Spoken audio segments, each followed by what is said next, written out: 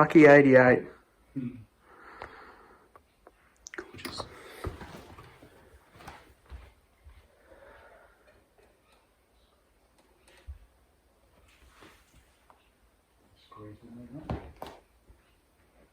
Beautiful.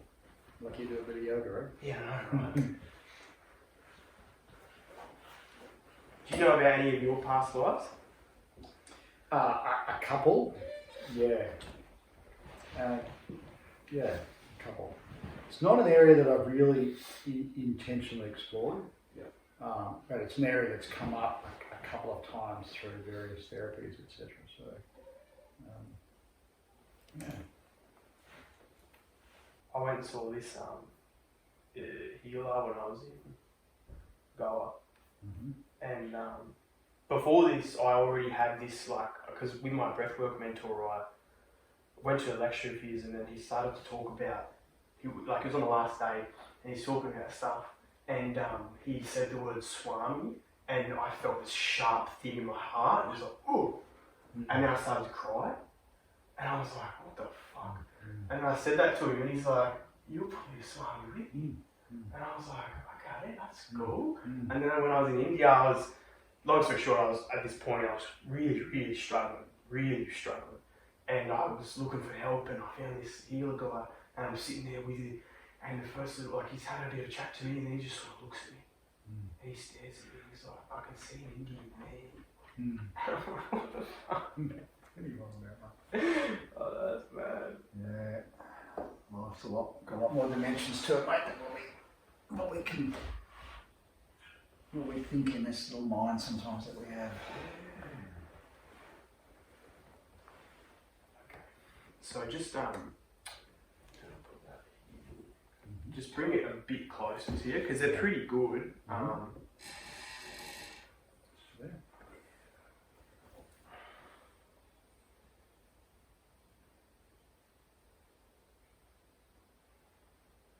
just speak into it.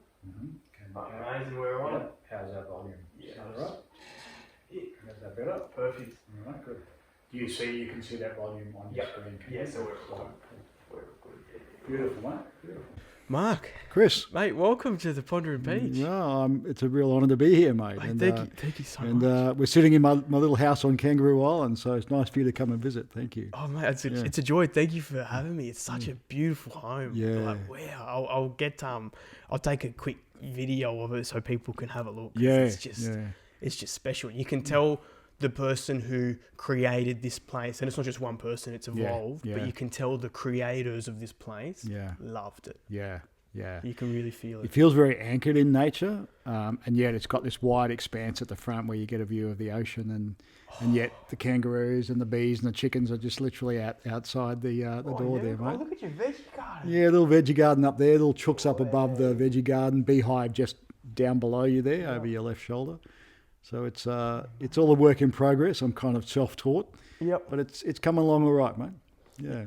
So you're moving. You said you're off grid now. Yeah. Officially, and you want to be in a position where you're quite self-sustained. Yeah. That's a real value for me, to be as self-sufficient as I can reasonably be. You know, I'm not sure that you can ever get to the point where you're completely off grid. You know, like, can I grow my own rice, for argument's sake?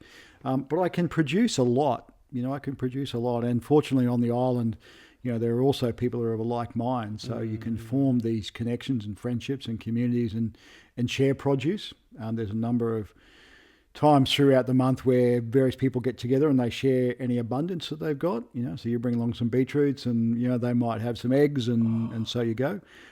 As well as making some really lovely relationships with local farmers, you know, who are doing things a little differently here, very humanely, very consciously, in terms of the way that they raise their animals, and the way that they process their animals. So we're in a very fortunate place at a very beautiful part of my life, mate. It's beautiful. How did you find Kangaroo Island? A little bit of luck and a little bit of deduction at the same time. Before I moved here, I didn't know much about Kangaroo Island at all, and at that point, I was living in a place called Wadeville, which is sort of in between Byron Bay and Kyogle and Nimbin. It's in that little pocket. In a beautiful little house, right? A few acres overlooking a creek. And I loved it there. I went there intentionally. It was also off-grid. It was already off-grid when I got there. But the intention to deepen my own practice. So I went there on my own. I lived there for a couple of years, and the great majority of that time was spent in meditation and contemplation. So this was a calling, a deep calling that I felt to put into practice all the things that I'd read and thought about and was teaching about, and yet hadn't deeply ingrained it in my own being as an experience. Yeah, to what did it feel like in my own body? So I went there intentionally and disconnected from the world, as much as you can do, and spent a couple of years up there in contemplation and meditation and mindfulness practice and growing my own, veg, etc. But I missed the ocean. Right? I really missed the ocean, and so I looked around the country of where was somewhere that I could live by the ocean and not have a mortgage, and that's quite challenging anywhere on the eastern seaboard. If you want to live anywhere there and have a connection to nature, a decent piece of land, but with a view of the ocean, you're lucky to find it, that doesn't have a big price tag on it. And I didn't want a mortgage. I wanted to live mortgage free. And a friend of ours mentioned Kangaroo Island just in passing one time. And so I got the map out and had a little look at it. And I thought, let's go and have a look. So we came down, we had a look at Kangaroo Island. I was here no more than 15 minutes. And I said to Lyndall, who's my other half, that I want to live here. This is going to be home. And she looked at me and said, you're an idiot. You've only been here 15 minutes. Wake up to yourself, right? But it turned out that way. So I went home, sold everything, and moved down here. And it's a funny sensation because I don't have any links here chronologically. There's no family here. I come from Rockhampton in Queensland, and all my family are in Queensland. I didn't know anyone here, but there's something about the resonance in the land and the place that just feels like home. And in the first time in my life, I feel like I'm home, and intellectually that makes no sense. And I've lived in some beautiful parts of the world and some beautiful homes, and they've all had their place and their value, but this feels like home, and I can't ever see me not living on Kangaroo Island. Isn't it interesting how that first feeling is usually always right, and it's the one that we can't really put the English words to it initially, but it's just like that intuition. Yeah, and I guess that's something that I've been cultivating. Was this connection or knowledge or level of understanding that wasn't through my intellect. And the intellect has a place, don't get me wrong. Sometimes the mind gets a bad rap, but there's another sense of knowing, and we all have it. We all have this, it's called various things like intuition, for argument's sake. And we all have it. We all get that feeling. You walk into a room and you go, something not right here, right? Or something amazing here. So in that practice that I was doing up in Wadeville, and I'd done some practice in some other places as well, Bali and up in the Don Valley near the Yarra Valley. So I'd spent a couple of years in this contemplation. That was honed. So when I landed here and I felt that, that calling, that intuition that this was a place that I needed to spend some time in, I listened to that. And even though my mind said, well, you're crazy, right? What do you want to go and live in the middle of nowhere for? It felt right. And it just made sense at a level beyond the mind. That seems to be the best decisions for us are the ones that make sense beyond the mind. When we can listen to it, we... and some people have just got that natural ability that their intuition is strong and they listen to it all the time from day one and they don't lose it. However, we have a society, and I bought into that, where the society encourages us to use the mind. And that's not necessarily, an incorrect way of living in the world, to use your intelligence, to study, to become amazing at what you do. And you look at some of the inventions that humanity has created, the mind has extraordinary power.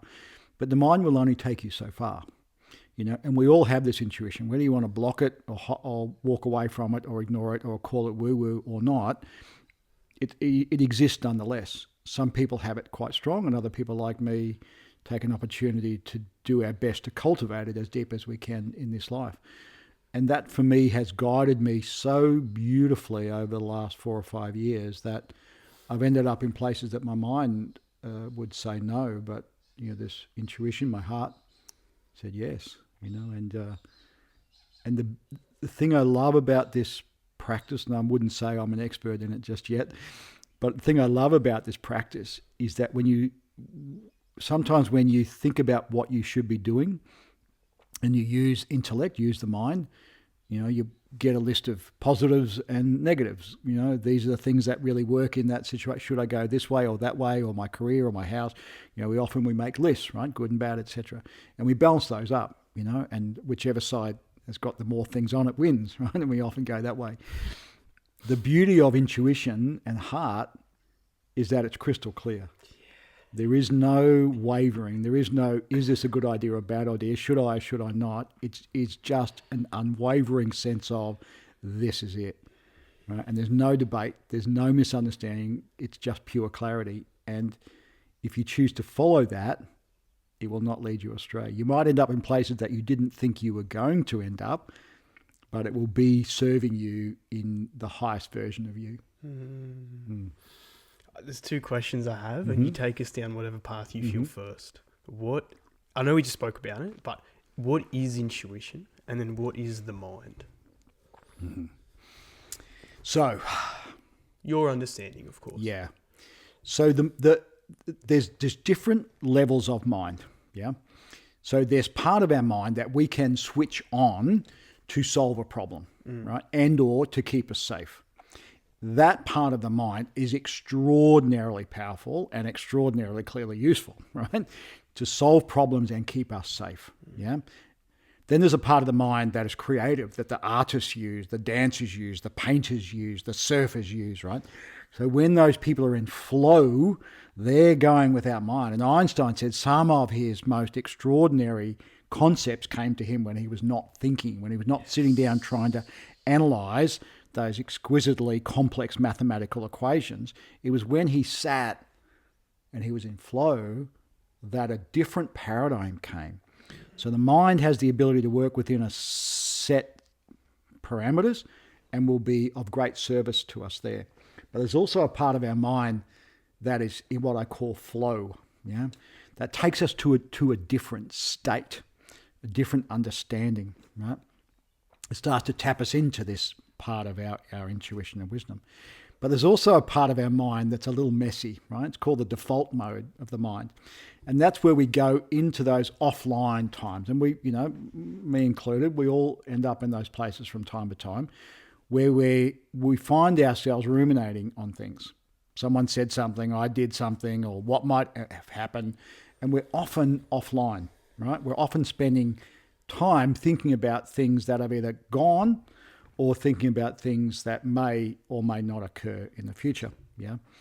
And I think it was Harvard, I could be wrong on that, but I think it was Harvard that did a study on the average person, whoever that is, on the average person to find out how much time were we in this default mode, this offline mode, right?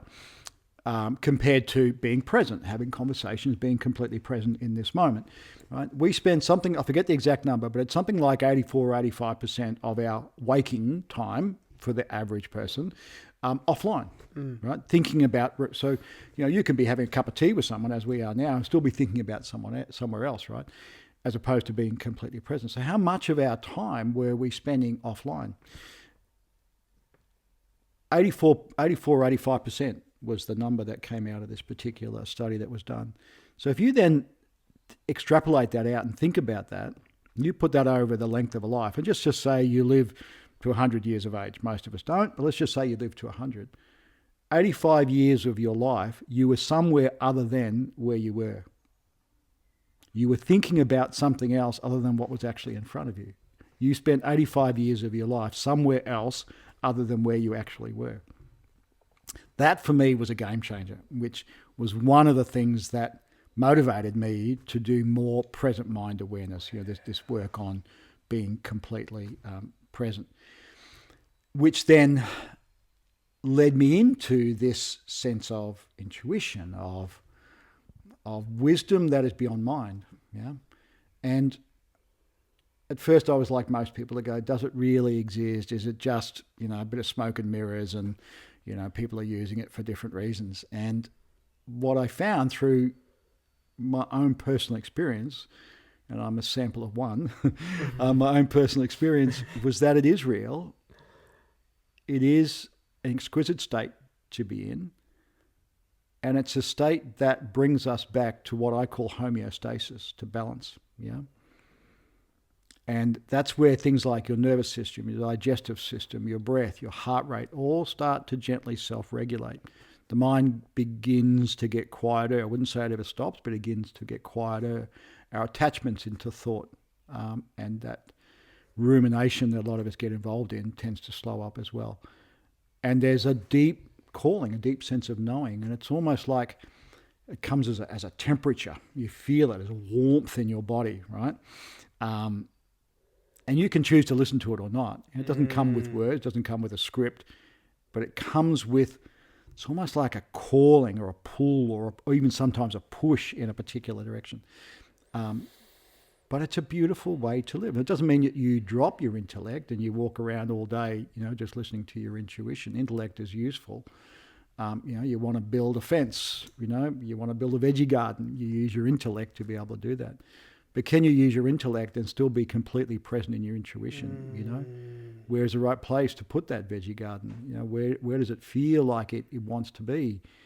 And there's a dance in between those two. And, all ancient cultures did this, in terms of talking to the land or talking to spirit or using the shamans in the villages and the wise ones in the villages to help guide them on what they should be doing and how they should be doing it.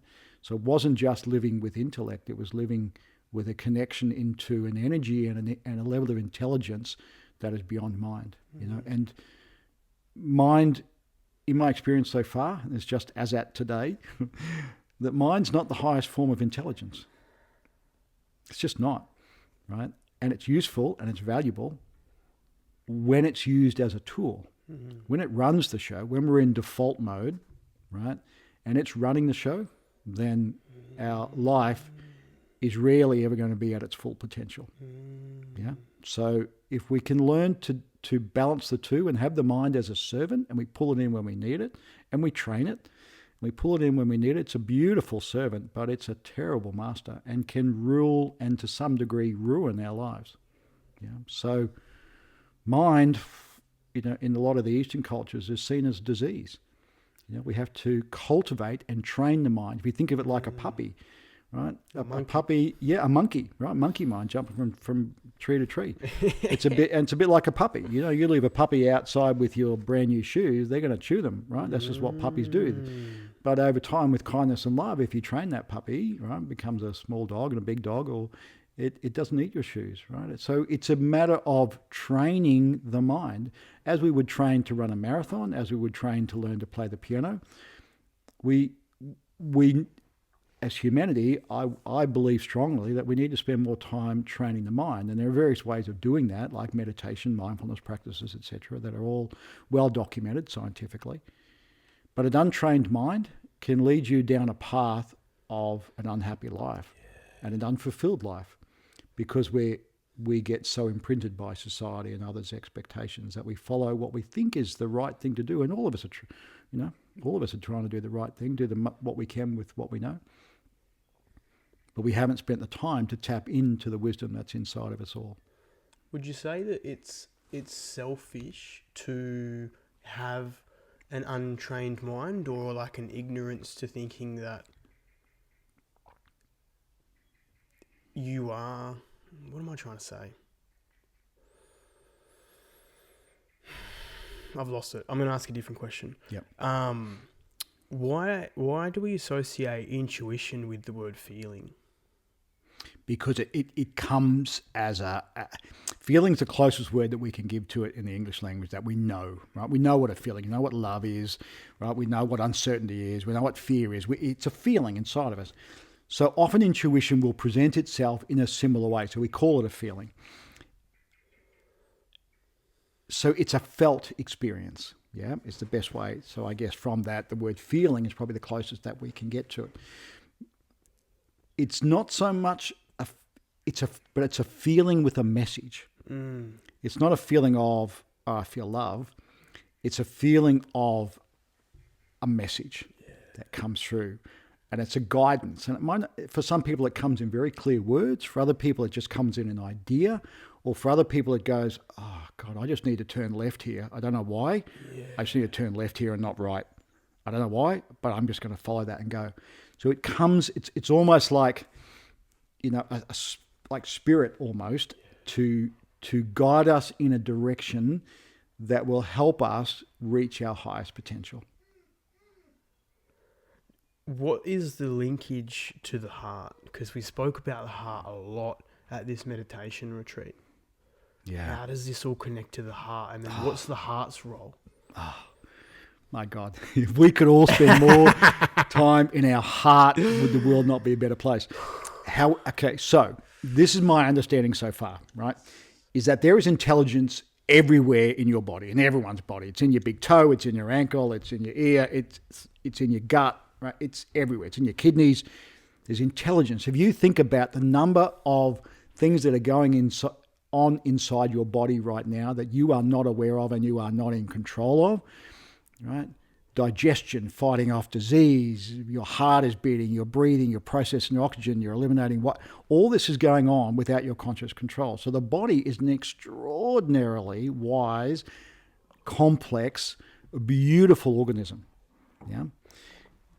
However, the heart center, so not the actual anatomical heart, but the heart center, and many traditions talk about this. In yoga, it's the heart chakra, right? In Taoism, it's a dantian, right? It's the middle dantian. So a lot of these traditions have this portal into the heart. So the heart is like a powerhouse, right? It's a window or a doorway that we can use in language that we understand. Love, compassion, kindness, forgiveness, empathy, all emanate. And when we feel into those, we often feel it in the center of our chest, right? And we go, oh, my heart feels that, right? When we're angry or we're frustrated, often that's up in our heads. Yeah, it's hard to feel anger in your heart. You can, but it's unusual. You can feel loss and suffering and sadness in there, of course. So our heart is this doorway in. So part of the practice of getting into your heart and beginning to listen, and then the heart expands out and leads into the information that comes from the rest of your body. But when we sit in things like love and compassion and kindness and forgiveness, those vibrations are quite high, right, energetically.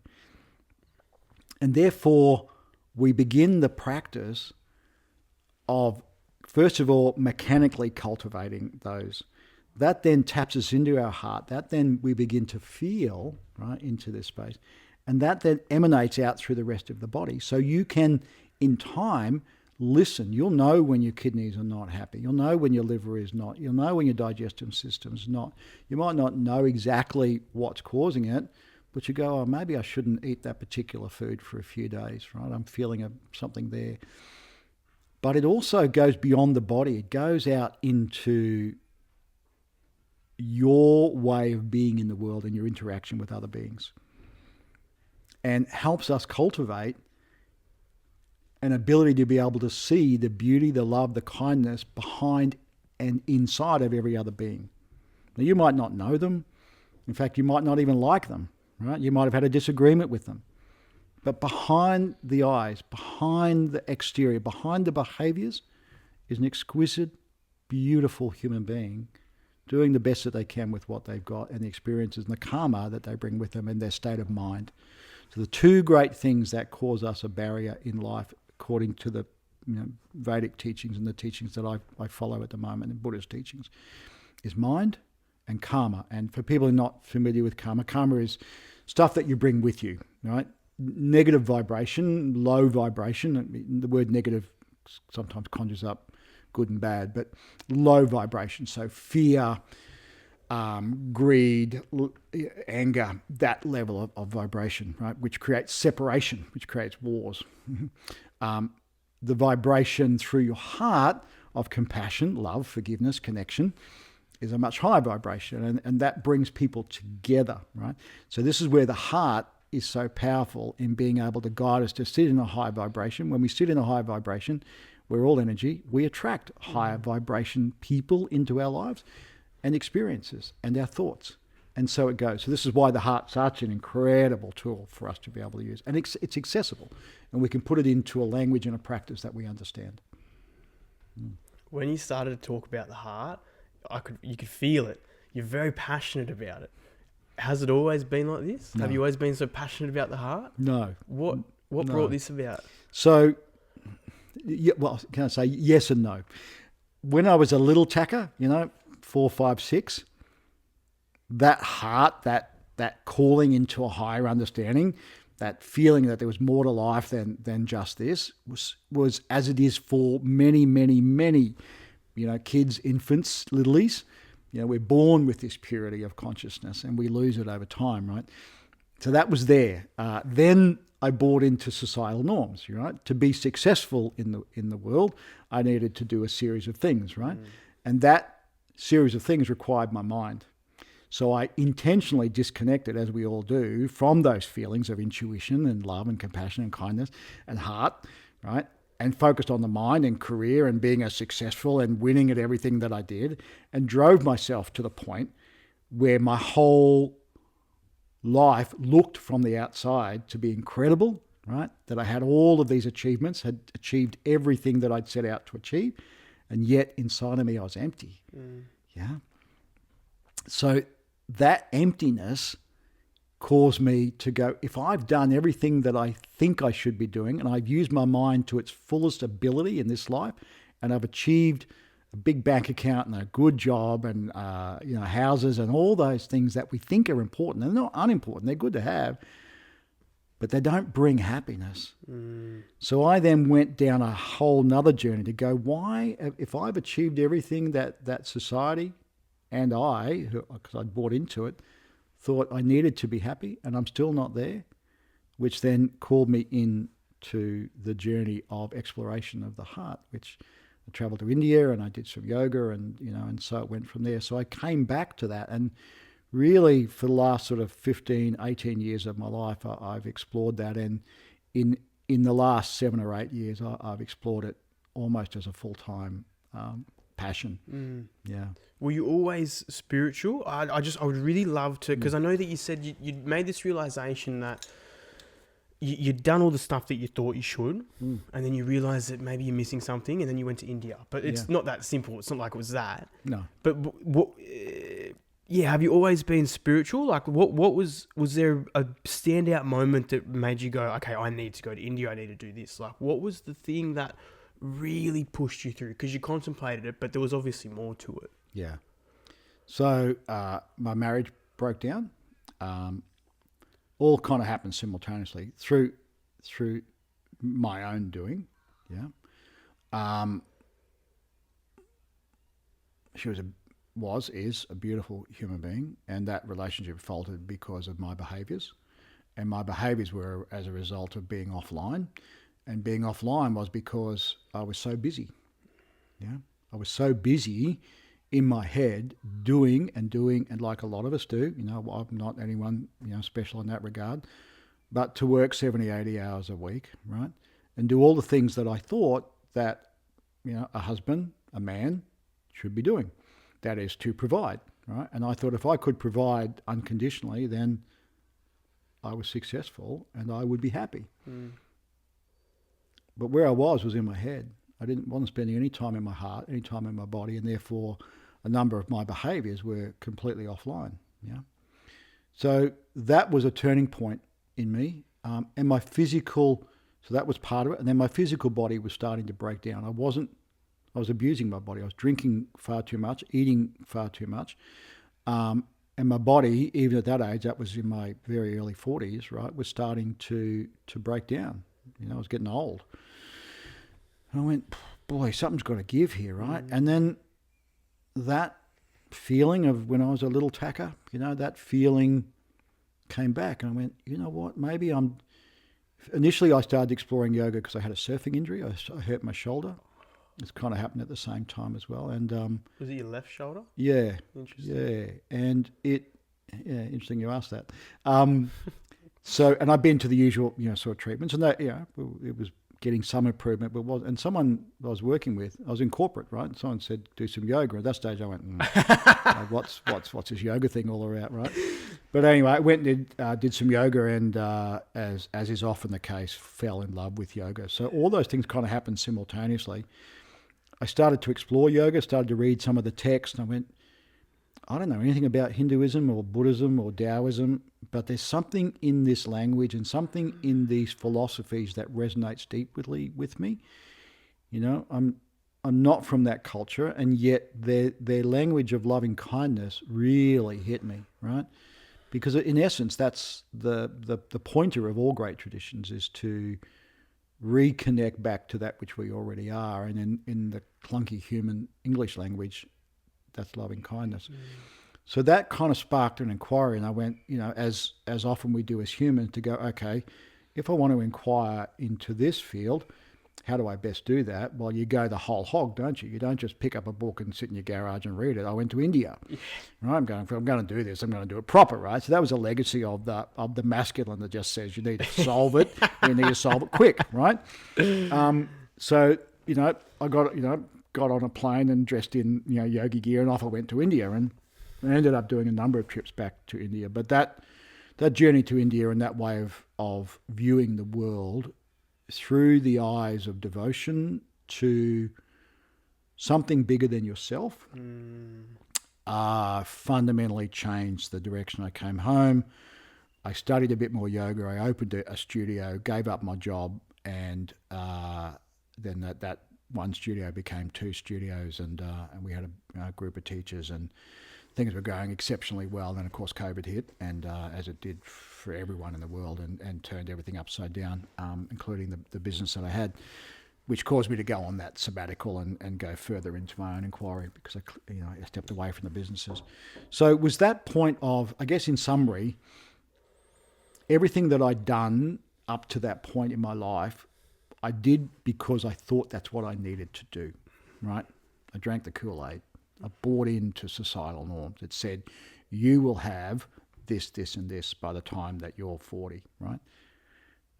And yet, I worked with some incredible people. I didn't hate my job. I loved my job. I loved the people I worked with. We did some incredible stuff. We used to build shopping centres, right? We created some beautiful places, just inspiring places that still stand today. I worked with all extraordinary people. I was well looked after in the company financially, and et cetera, et cetera. So it wasn't like, I was treated badly or the company was crap. The company was amazing. And yet there was something not fulfilled, and that part of us humanity is, there's a beautiful quote. I don't know who wrote this, but, don't die with the fire still inside you, Don't die with the fire inside you. So what was the fire for me? I didn't know what it was. But this calling, these books, this practice of yoga, of breath work, of mindfulness, to go. I remember an early teacher said, the essence of yoga is to be able to love all human beings unconditionally without exception. I went, what? What? That's not possible, right? I can give you a list of 10 people that I don't like right now, right? But I went, is that actually possible, that we can find a state and a way of being in the world that as a man, you lose none of your masculinity, you lose none of your courage and your tenacity and your grit, none of that, but you can live from your heart with kindness and compassion and wisdom? Boy, I want to taste a bit of that, right? So it was a bit of push, right, and a bit of pull at the same time. So off I went, and just followed it. And the more I followed it, and the more I studied it, and the more I became a student of it, and I'm still a student of it. Even though I've been teaching yoga and philosophy and meditation now for some 15 years, I still feel like I'm a beginner teacher, right? I still feel like I've only scratched the surface on this stuff. And yet every time I listen to a teacher or a book, or, there is another little pearl of wisdom that drops in. And yet, having said all that, the most extraordinary teacher that I've ever found is stillness and silence. It's to sit in that until you become comfortable with that, till the darkness comes up, you recognize it, deal with it in a way that you feel is appropriate for you, but to see the beauty in yourself. And it took me until I was in my kind of mid-50s, I think, until I found that place inside of me where I could love myself, including my darkness, including the collateral damage I'd cause over our lives, as we all do, unconsciously and sometimes consciously, to forgive myself for things that were not my highest vibration and love myself. And that was a turning point for me. So we all say, learn to love yourself, right? And that's a beautiful poetic rhetoric. But to actually be able to get there in this lifetime changed everything. And that was through meditation, contemplation, mindfulness, yoga, and the other various philosophies. And the best way I could describe that, as we talked about on the weekend, there was a sense of freedom that I'd never experienced before. I felt grounded and connected, not through ego, not through trying to have to prove anything to anyone else. I didn't have to convince anyone else that this was a path they should follow, but it called me. And that's my main practice now, is stillness and silence, which is one of the reasons I've come to this beautiful island, to be away from. I love people, don't get me wrong, but I equally love my own silence, and it's still my richest teacher. So for the moment, I've put down what you might call spiritual books. So when you go through my house, you'll see them. They're everywhere, right? But I've put them down for the moment, and I may or may not pick them up. I'm not sure. So my greatest teacher at the moment is not the spiritual books, is not the spiritual, sometimes that word gets a bad rap, but consciousness teachers.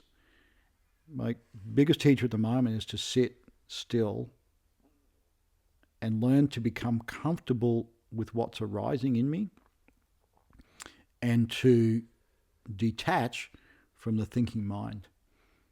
And that practice, to detach from the mind, is one of the most powerful things that I've ever experienced. Yeah. Do you remember the moment where you completely forgave yourself? Yeah. How did it come about? What can you tell me about it?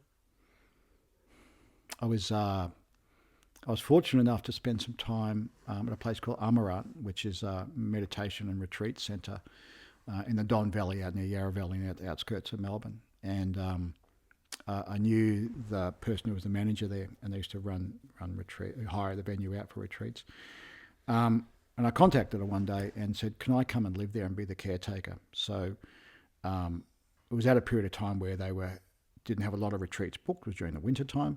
So I was able to live there for a couple of months on my own out in the forest, right, in this beautiful, beautiful meditation retreat centre. So I did some caretaking for them, and they were kind enough to let me stay there. It was in that time that I was there, when you're completely alone, deep in the practice of meditation and contemplation, little or no distraction, no TV, no Wi-Fi, and you have a choice, as we all do. Do you want to sit and work through this? And perhaps on the other side of that, there is what they say there is: peace, clarity, freedom. Or do you want to keep pushing it back down inside and deal with it later, maybe never, or in another lifetime? And it was like, it's either now or never. It's either now or never. So I committed to myself. It was a prayer to myself. There was no one else there. No one was going to hold me to account. No one was going to see it. No one would even know. But it's time. Now or never, right? You've got all the information you need. You've studied this stuff for long enough. You've had some extraordinary teachers. You know all the information. You're in a place where you lack nothing. You have shelter and food and clothing and water. If not now, then when? So I sat in it. And it was messy. It was freaking messy. And it was ugly. And I struggled a lot with it, because I was on my own. But at the end of the day, that's the reality of life. We all have partners and friends and communities and families, and that's extraordinary. But at the end of the day, You know, in the words of Ram Dass, the real work that we have to do is in the privacy of your own heart. Yeah, that's a Ram Dass line. The real work we have to do is in the privacy of our own heart. So that time was a breakdown/breakthrough. And on the other side of that was such peace and clarity. I wouldn't say it all went straight away. You know, probably, you know, if you want to quantify it, probably 90% of it got resolved. It did, because it was so deeply ingrained in me. It kept raising its head from time to time. And then there's just that practice of forgiveness, right? Every time it comes up, I forgive you. You know, that old Ho'oponopono, you know. Thank you. Please forgive me. I love you. Yeah. I may not have got that in the right order, but it's that intention. Yeah. Please forgive me. Thank you. I love you. And that, because, you know, as humans, one of the things that happens to us is our brain becomes hardwired, right? And if we have a self-belief system that we're a particular person as a result of some particular decisions we made at a point in time, that if we ruminate on that for long enough, that becomes hardwired into our brain. So it's not necessarily going to, you know, resolve itself overnight. But every time that I had a negative thought, I replaced it with a positive thought, which is part of one of the teachings from the Buddha. Now, it seems a bit too easy, a bit like, oh, really? But it works. Initially, it's mechanical, you know, until eventually it resolves itself. And then some deeper experiences, particularly, that was my first one, some deeper experiences of what I would call the seamless connectivity of all things. So probably one of the very early layers of what I would call consciousness, you know, of being awake to the truth. Now, I'm no Buddha, I'm not an enlightened being, I'm another human being, you know, giving it the best shot that I can. But that insight into the connection of all things, and that I am not separate to all things, I am, as we all are, intimately involved in one exquisitely divine vibration that manifests itself into trees and fruit and vegetables and dogs and humans. And behind the eyes is that vibration. If you look into the eyes of another human being or to a dog or a cat or even sit with a tree, you'll feel that level of intelligence that's deeply connected to you. You know, it's the Upanishads, which are one of the greatest texts in yoga, says that that's the greatest mistake or misunderstanding, of human beings, is that we think that we're separate. And if we could overcome that misunderstanding and remember deep inside of us that we are all intimately connected, we're not separate, that's a disease of the mind, then all other questions that we have would fall away, wars would fall away, because if we are one, if we truly are one, and we're all truly deeply connected, to harm another is to harm yourself. To harm yourself is to harm another. Easy to say, the mind flips backwards, when you speak about these things. So it has to be a felt experience. But that was one of the felt experiences that opened up at that time. It came a couple of times since then, which is such a gift. But here's the quandary. The moment that you hold on to it, you go, oh my God, look at that, that's amazing. You hold on to it, it goes. Yeah. And then you try to recreate the events which led to that. It doesn't work that way. Yeah. My experience and everything I've read on it as well says it's when you are most surrendered. Like literally, I was in there doing the meditation. It was cold. I needed some wood for the fire. Stopped the meditation, went down the road, chopped some wood, was carrying some wood back up, right? And that's when it occurred. That's when that boom happened. So I wasn't doing anything spiritual. I was just chopping some wood and carrying it up the hill. Another time that it occurred, I was just walking the dog through the forest. I was living out at Murchison, out in central Victoria there, and up towards Shepparton Way. And it just descended. I was wasn't doing anything. There was no chakra cleansing, no incense, no chanting going on, right? I was just walking the dog through the forest, and boom, came again. So it can happen to any of us at any time. It's a matter of just how can I say, doing the work probably sounds like it's an effort. It maybe is a bit of an effort at the start, but it becomes such a joy.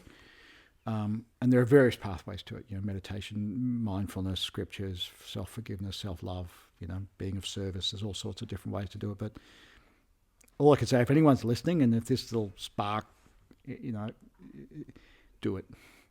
Just do it. Just the life on the other side of it is so exquisitely beautiful and rich and simple and free. And I've only scraped the surface of it, right? That was my dog outside playing, Muji Baba son. Just do it. Just do it. Just try it. Just try it. Let go. What's it like going on this journey in the last 15 years in the world that we're in, and then hosting a men's meditation retreat in Australia with 17 blokes? Yeah. What's that like? Wow. I've been in this teaching yoga and running retreats for quite a while now, and I love, particularly, I love retreats. It's often where you get the richest experiences, where you can get offline for a little while. But I've never run, in all honesty, a retreat with just men, and it's been, 80% women all the time. Why? There's a whole raft of perhaps reasons why, but. And to be honest with you, when Aaron and I, Aaron from the Outback Mind, considered this, we went, I wonder whether men will even come, right? Because men and meditation in our culture traditionally have not had a great alignment, right? It's much more aligned with women. And yet the traditions, if you go back in all these traditions, they're men, right? In all these other older traditions. So we had this idea and we went, you know what? I wonder whether we could help make meditation, mindfulness, just normal. Like take all the voodoo out of it, just make it a normal way of being. I got to say, mate, it was one of the richest experiences that I have ever had on the journey of sharing what I love. To see 15 men, so 17 of us in total, Aaron and myself, to see 17 men come together with that level of vulnerability and courage and curiosity and stand shoulder to shoulder, such diverse backgrounds, from farmers, to engineers, to builders, to yoga teachers, to a bloody physician, right? A neurosurgeon, business people, wealthy business, like just an extraordinary background of people, but all came together with one curiosity. Is there a way to live a life that's more conscious and more kind and more aware? Is that possible in this lifetime? And still do what I'm doing. Not give up anything that I'm doing, but do it in a way that's perhaps more mindful and kind. And Chris, I've got to tell you, I'm still buzzing from it. It's 24 hours since we finished it. And it was one of the most inspiring things. And one of the things that really struck me about it is that the men who turned up, supported each other immediately. From that opening circle. People shared vulnerability at a level that I suspect they haven't shared with a lot of people immediately. And immediately there was unity in the group. And they stood together. I didn't feel one bit of judgment, one bit of shame, one bit of calling anyone out. It was like, thank you, brother, for sharing that. That's amazing, mate. And what I felt from that is that we all have a story, right? We've all suffered in some way for different reasons. Some, suffered in very deep ways. Some suffered in less ways. But we've all got a story. We've all got some pain, and we've all got some resolution to find a way out of that pain. But the support of those men that came together in a time in our society where the definition of a man is under question, there's this school of thinking about male toxicity and what men have done to the world. For men to come together and go, you know what? I want to be a better version of myself so I can be a better father, brother, cousin, community member, worker. I want to be the best version of me, and to drop back down into what it means to be a man. And can I still hold that level of masculinity and strength and courage and tenacity and grit, and yet at the same time be kind and compassionate and open and loving and present? Is that possible? The answer is yes, it's absolutely possible.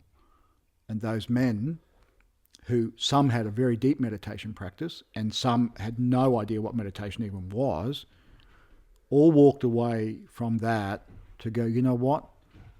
There's a better way. There's a better way, you know. And I'm not necessarily going to be, you know, they're not going off necessarily to become monks, right, and go and live in the mountains. But they're going to take it back to their communities and begin to share. And it's a rippling effect. And to say, this might sound a bit condescending, mate, but to say that I was so proud of that group and the way that group held each other and held the journey, but held that commitment to a better way of being in the world, you know, was inspiring. Yeah.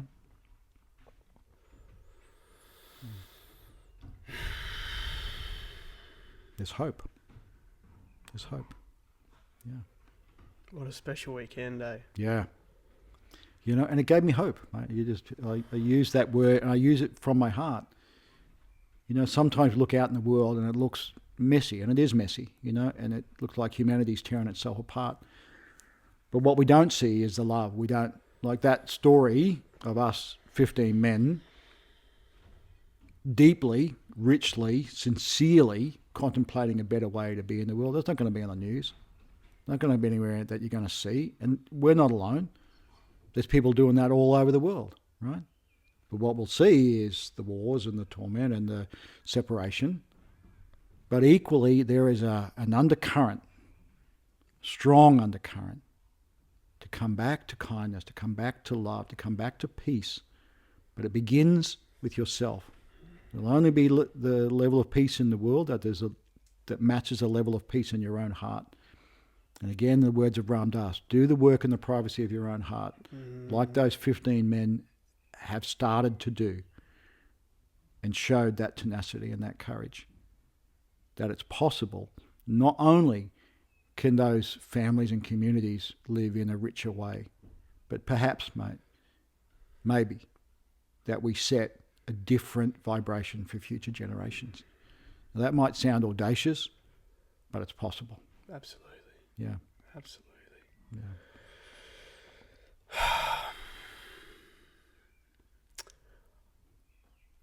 I know we touched on it, but I want to give you an opportunity to be super, super clear, because I think that people really need to hear this. Yep.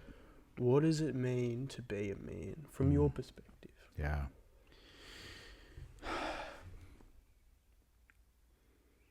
To be through my lens, right? And we'll all have a different view, but through my lens, there's a couple of layers to it. To be able to understand that inside the definition of a man, there is both masculine and feminine and everything in between. Yeah.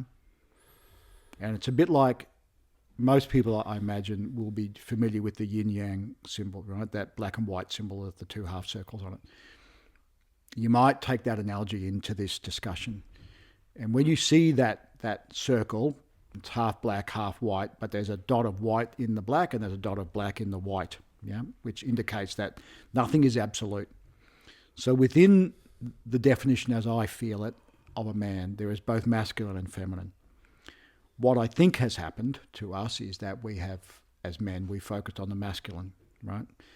To the absence of tapping into the feminine inside all of us. And the feminine has masculine in it as well. It's not just one-way traffic here, right? My feeling is to be a man is to be courageous, strong, clear, protective, tenacious, and yet wise, kind, loving, compassionate, fair, forgiving. These qualities are inside all of us, whether you're masculine or feminine. They're inside all of us, yeah? But the masculine tends to lean more comfortably into those ends of courageous and strong and fierce and protective, right? And it's an incredible quality. I love that quality about men. But if it's only that, it's not in balance. Yeah? And sometimes we make decisions because, as I've done in my own life, because I'm not in balance. I haven't leaned into the full expression of the question or the understanding of the situation.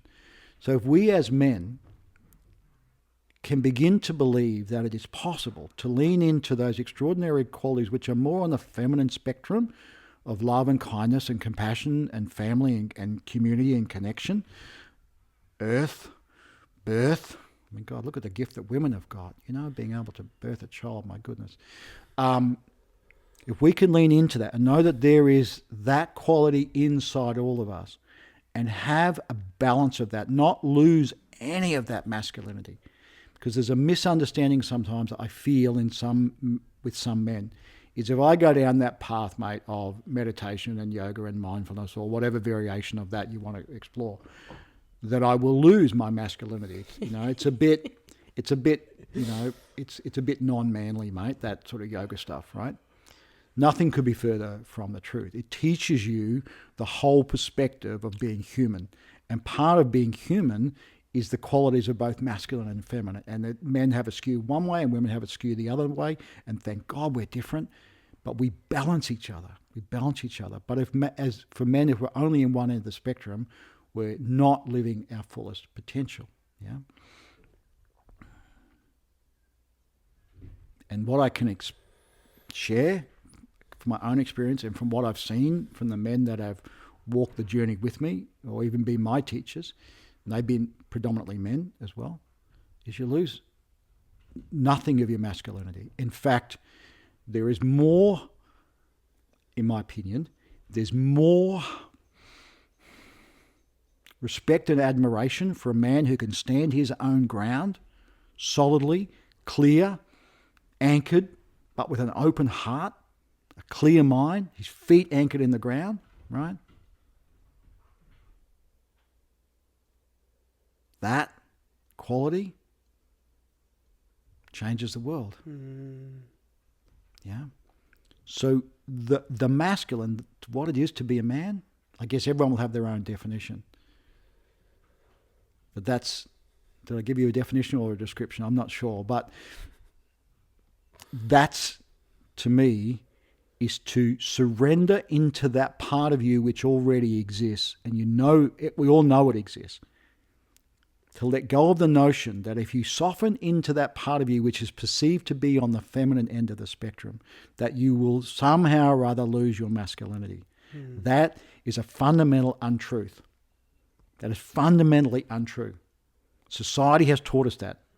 Toughen up, be a man. I told you the story on the retreat. I got a nail through my foot when I was 5. My dad said, gave me a clip behind the ears and said, harden up, stop crying and be a man. Men don't cry. That defined my definition of a man for quite a number of years. And I'm sure we had all similar experience, that men need to be tough, men need to have all the answers, men need to be able to solve all the problems, fix everything, and yet at the same time be loving, kind, compassionate, considerate, right? But we're confused, right? We're confused. Can you be all of it and practice both gentleness and kindness and courageous and strength? Yeah. So to be a man is to be in complete harmony with all parts of you. Yeah, your mind, your heart, your body. Then the world starts to come into a bit of balance. Yeah. Women seem to find this, or the feminine seems to find this more effortlessly than, what men do. Men tend not to speak too much. We don't share too much on it. We're told that, don't talk about your problems, mate, just harden up and get on with it. And there's a bit in that. Like, I reckon sometimes that's true as well. Like, sure. Just get on with it. Like, for goodness sake, just get on with it. And it'll work itself out. There's a bit of that. But there's also a bit of, okay, let's sit down and talk about this. Like, we were fortunate enough today, mate, we sat in a cafe. There were 5 of us, 5 blokes sat in the cafe. And the conversation was all around the topics you and I are talking about right now. I can't tell you how much that warms my heart, mate. Oh, man, I got chills. Warms my heart. To have men having conversations around, consciousness and diversity and richness, and still having, animated debates on it, and all got our own views and all got a valid reason for being in the world. But that commonality of having conversations that are beyond the everyday changes the world. And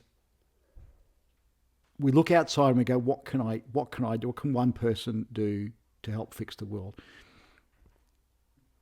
Yes, be an activist if that's your calling. Yes, do things like do whatever, volunteer, raise money, do whatever you feel. But if you're not doing the work on yourself, it's only part of the equation. Again, to find peace in the world, we've got to find peace in ourselves. And if we can find peace in ourselves and start to raise the vibration from that lower frequency of fear and disconnection to the higher frequency of love and kindness, and even if that only extends out to your family, that's starting to change the world. Yeah, because we're all energy. We're all energy, and whatever energy we vibrate at is what creates our world. Yeah.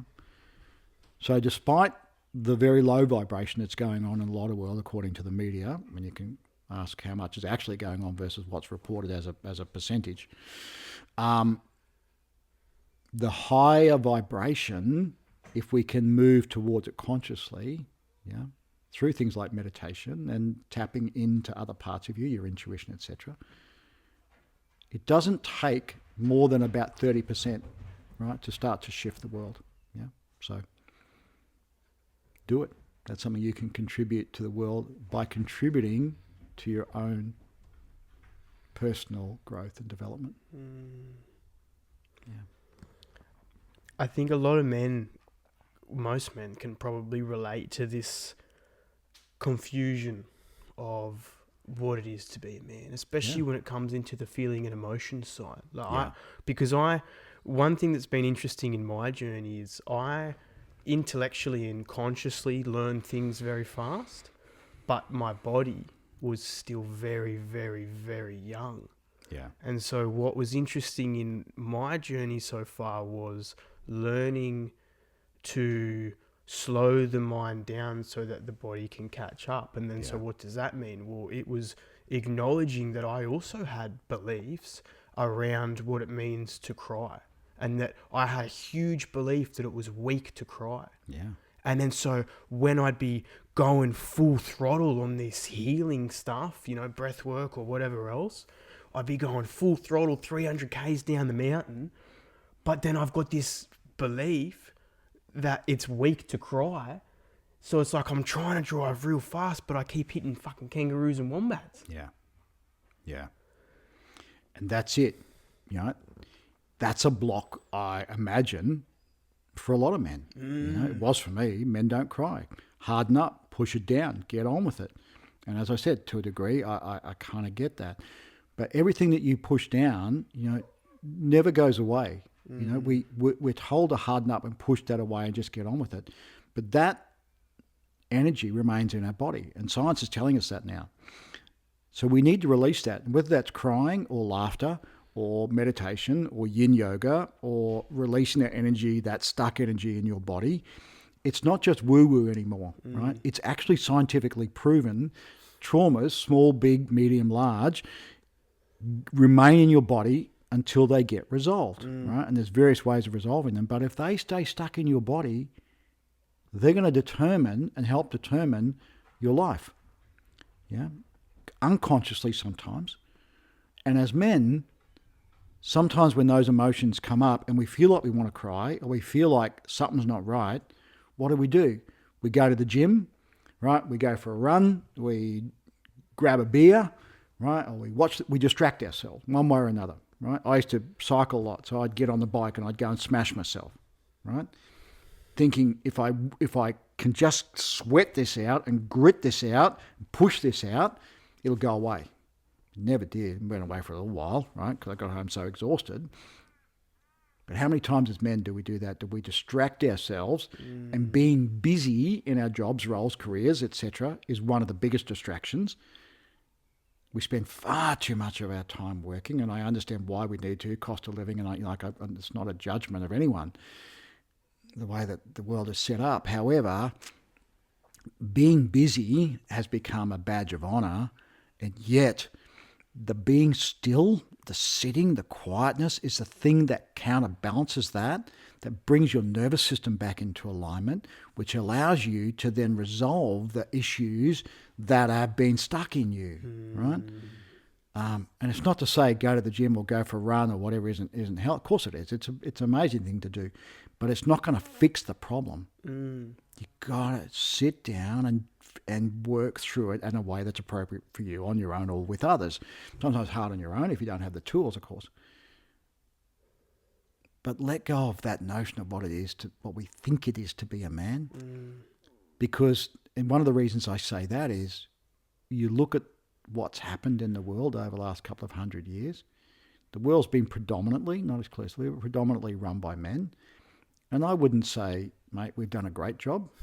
You know, we're supposed to be the most intelligent species on the planet. Look what we've done to the earth. Look how many people are starving. Look how many wars that there are. Look how much greed there is. Look at how much torture there is in the world. Look how much suffering there is in the world. Have we done a good job? I would say no. And you go, okay, so then if what we've done isn't great to the earth, even just take the planet, what have we done to the planet? We destroyed the planet. If those decisions we've made haven't been great, why do we think that anything is going to change if we don't do something radically different? It's just going to be more of the same until we either kill each other, right? Or the earth gives up and says, I can't support you anymore. Yeah, we get another flood. Yeah. So we have to do something different. And these teachings, which are ancient, humanity was grappling with this 5,000 years ago, you know. If we don't do something different, we're on a path of self-destruction, pain and suffering. And yet, we have the ability to stop that right now, and make a change for the better. And if enough of us stand together and do that, the world can change. It absolutely can. And we can return to a place of peace and harmony with nature, with our families, with ourselves. It's possible. It's like you meditate today so that you can change the world tomorrow. Correct. Beautifully said. Beautifully said. Beautifully said, mate. Because that meditation doesn't just have value for you, it's energy. And this, again, it's called the Maharishi effect, if anyone wants to check it out. Studies have been done scientifically on the value of meditation, particularly when groups of people meditate together, but even as individuals. It has a lasting, measurable, scientifically measurable impact upon the vibration in that community. So if you think that meditating is taking a soft option, right, and you need to be out there with a placard, etc., and I'm not, by all means be active and, write placards and go out and fight for what you believe is true and fair. But if that's all you do, it's not enough. Yeah. Meditation changes the vibration. To hold a placard up and chant in the streets, and I'm all for it, right? But can sometimes bring an element of us and them. It can bring an element of fear. It can bring an element of we have to win and our view is right. I'm not saying whether the view is right or wrong, and I'm not saying that the atrocities in the world should occur. However, it's still a form of us and them. And yes, we've got to fight for freedom sometimes, and I get that. But if we can change the vibration of ourselves and therefore those around us, and that grows slowly, a little bit more, exponentially. Again, it's said, I think it's around 30%. I may be wrong on that number, but it's not 50%. Maybe 33.3. Maybe 33.3, mate. Maybe you're right. I'm not sure. That can start to change the vibration of everything. So meditation as a tool of helping change the world is extremely powerful, and it's been measured, and yet you won't see much of that again on the mainstream media. But check it out. There's a gazillion studies on it. And even if you say those studies are rubbish, even if it just leads to a more peaceful, more generous, more kind way of being in the world, isn't that worth exploring? Try it for 60 days and then just see. Yeah. Yeah. Worst case scenario, nothing happens. Nothing happens. Best case scenario, everything. Yeah. But we, you know, as I'm sure you have, mate, over the years, I've heard many people say to me, I can't meditate. My mind's too busy. My mind's too busy, right? And I understand that, but the as I understand it, the intention, there are many layers to meditation, but the intention isn't to stop the mind, right? That rarely happens. What does happen, though, is our attachment to the mind, to the thinking. We don't get caught in it. We don't get ingrained in it, that we can, to use the second bird analogy, I can talk about that if you want. Please. To use the second bird analogy, we draw up and away from ourselves. So the thoughts kind of still continue on to some degree, but they get quieter and they get more kind and a bit more gentle, less intense, right? Adi Ashanti, the great teacher, says less Velcro. You don't get stuck on them, right? That's one of the beauties of meditation. And when we can start to separate from that spontaneously, organically, with no effort, the natural way of our being is kindness and love and compassion. That's our natural vibration. And if we can get up and away from our thinking mind, then that, you don't have to force that. It's our natural state. And it will rise spontaneously by itself. And you'll go, I'm just having better thoughts. You're having better thoughts because you've raised your vibration spontaneously into that area, right, above the red zone that's in the kindness and compassion end of the spectrum. And once you do that, other things around you start to vibrate at the same level. You attract things. It's just the way science works. Like attracts like, right? So people in your life, conversations, things that you do, decisions that you make, and all of a sudden you go, gee, no one else... It doesn't mean that the world around you changes, but your relationship and the way you see the world changes. Yeah. So again, and I can just, while I remember it, can I just add in, for those that might be listening to this that go, mate, I've tried meditation and it's just not my cup of tea. Fair enough, right? What I would highly recommend is a practice called Yoga Nidra, Nidra. So yoga, Y-O-G-A, Yoga Nidra. It's a practice that is accessible to everyone. Anyone, you literally lay down, and it's like a guided meditation, but it puts you into a different brainwave state that allows your body to come back into homeostasis, which is where you then start to feel this organic rising of the true you, the true essence of you, which is not fear, it's not anger, it's love, and its various derivations. This concept of emotions that don't get processed, they store in the body. Yeah. So what determines whether something gets stuffed away and stored? Like, what determines if that's going to happen, or if you can just, or you just have to brush it off? Like, what's the difference between just brush it off and that's exactly what you need to do, or no, I need to sit in this, or I need to give it space? Does that make sense? Yeah, I think so. If I don't answer it correctly, just pull me up and we'll go in a different direction. So energy is energy, right? It wants to move, right?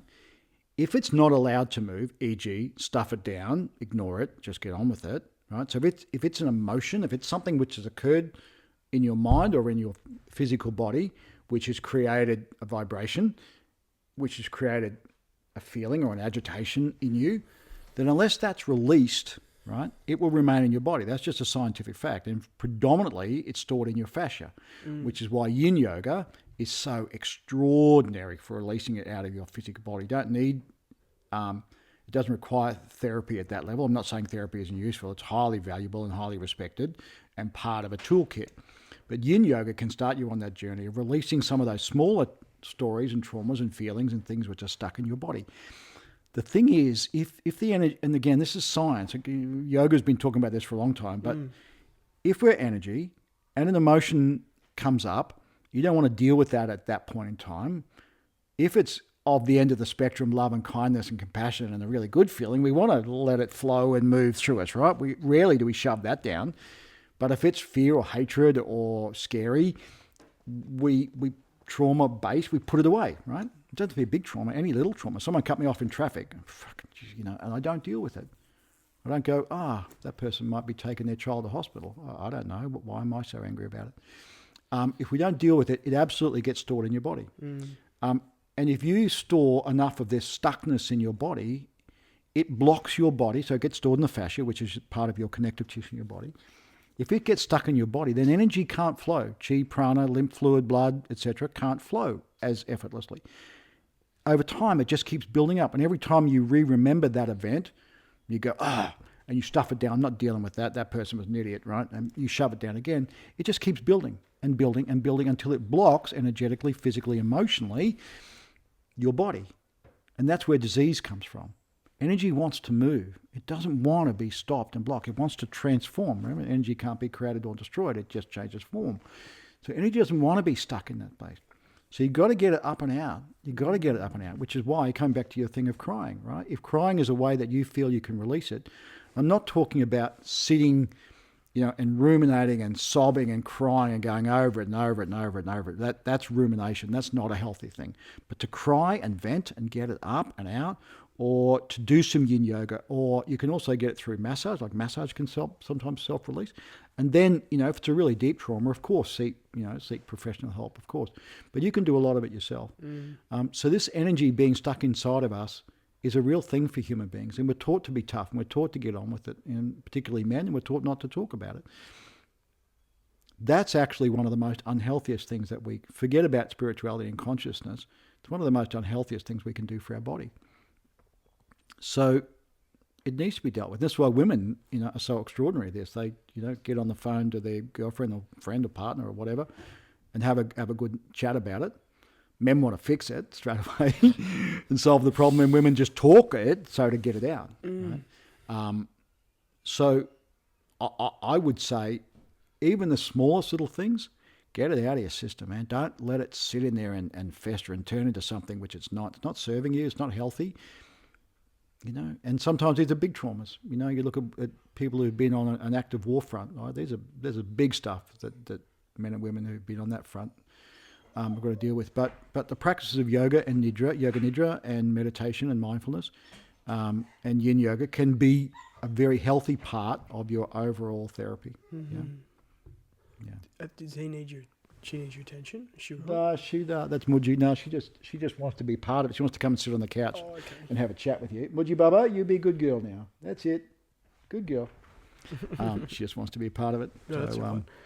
For the blokes like me who were so disconnected from their feelings that had no idea what it was to feel, right? So if somebody's listening to this and they're going, okay, I realize that maybe I've stuffed a lot of stuff down. I know now that that's not the best solution. How do I actually feel it? Like, what does that even mean? Yeah, it's a slow it's a process of reversal. So often we don't get to that point quickly. It takes us a few months, few years, even sometimes half a lifetime to get to that point where you go, I've had enough of stuffing this down. It's not serving me. I don't feel very healthy in my body or in my mind. I'm drinking too much or smoking too much or I'm watching too much porn or whatever. Anything to help distract us, right? And there's no judgment on any of those things. That's your jam. Knock yourself out. But at some point, there's a reversal on that. My counsel would be it's taken weeks, months, or years to get there. It's not necessarily going to come out. In our society, we have this idea of we take one tablet and it'll all be okay, right? It takes a while to reverse that. The biggest thing that I can recommend to people is during that journey is to be kind to yourself. Don't be harsh on yourself. Don't say, I'm an idiot for doing that.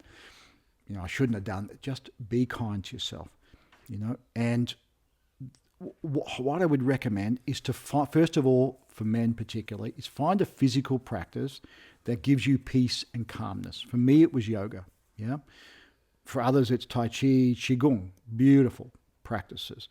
Begin to move your body in a way so you can start to feel into your body. If you sit with a man who's had his heart blocked for probably, 30 years and go, mate, open your heart, they're going to look at you and go, like, what are you talking? I don't even know how to access it.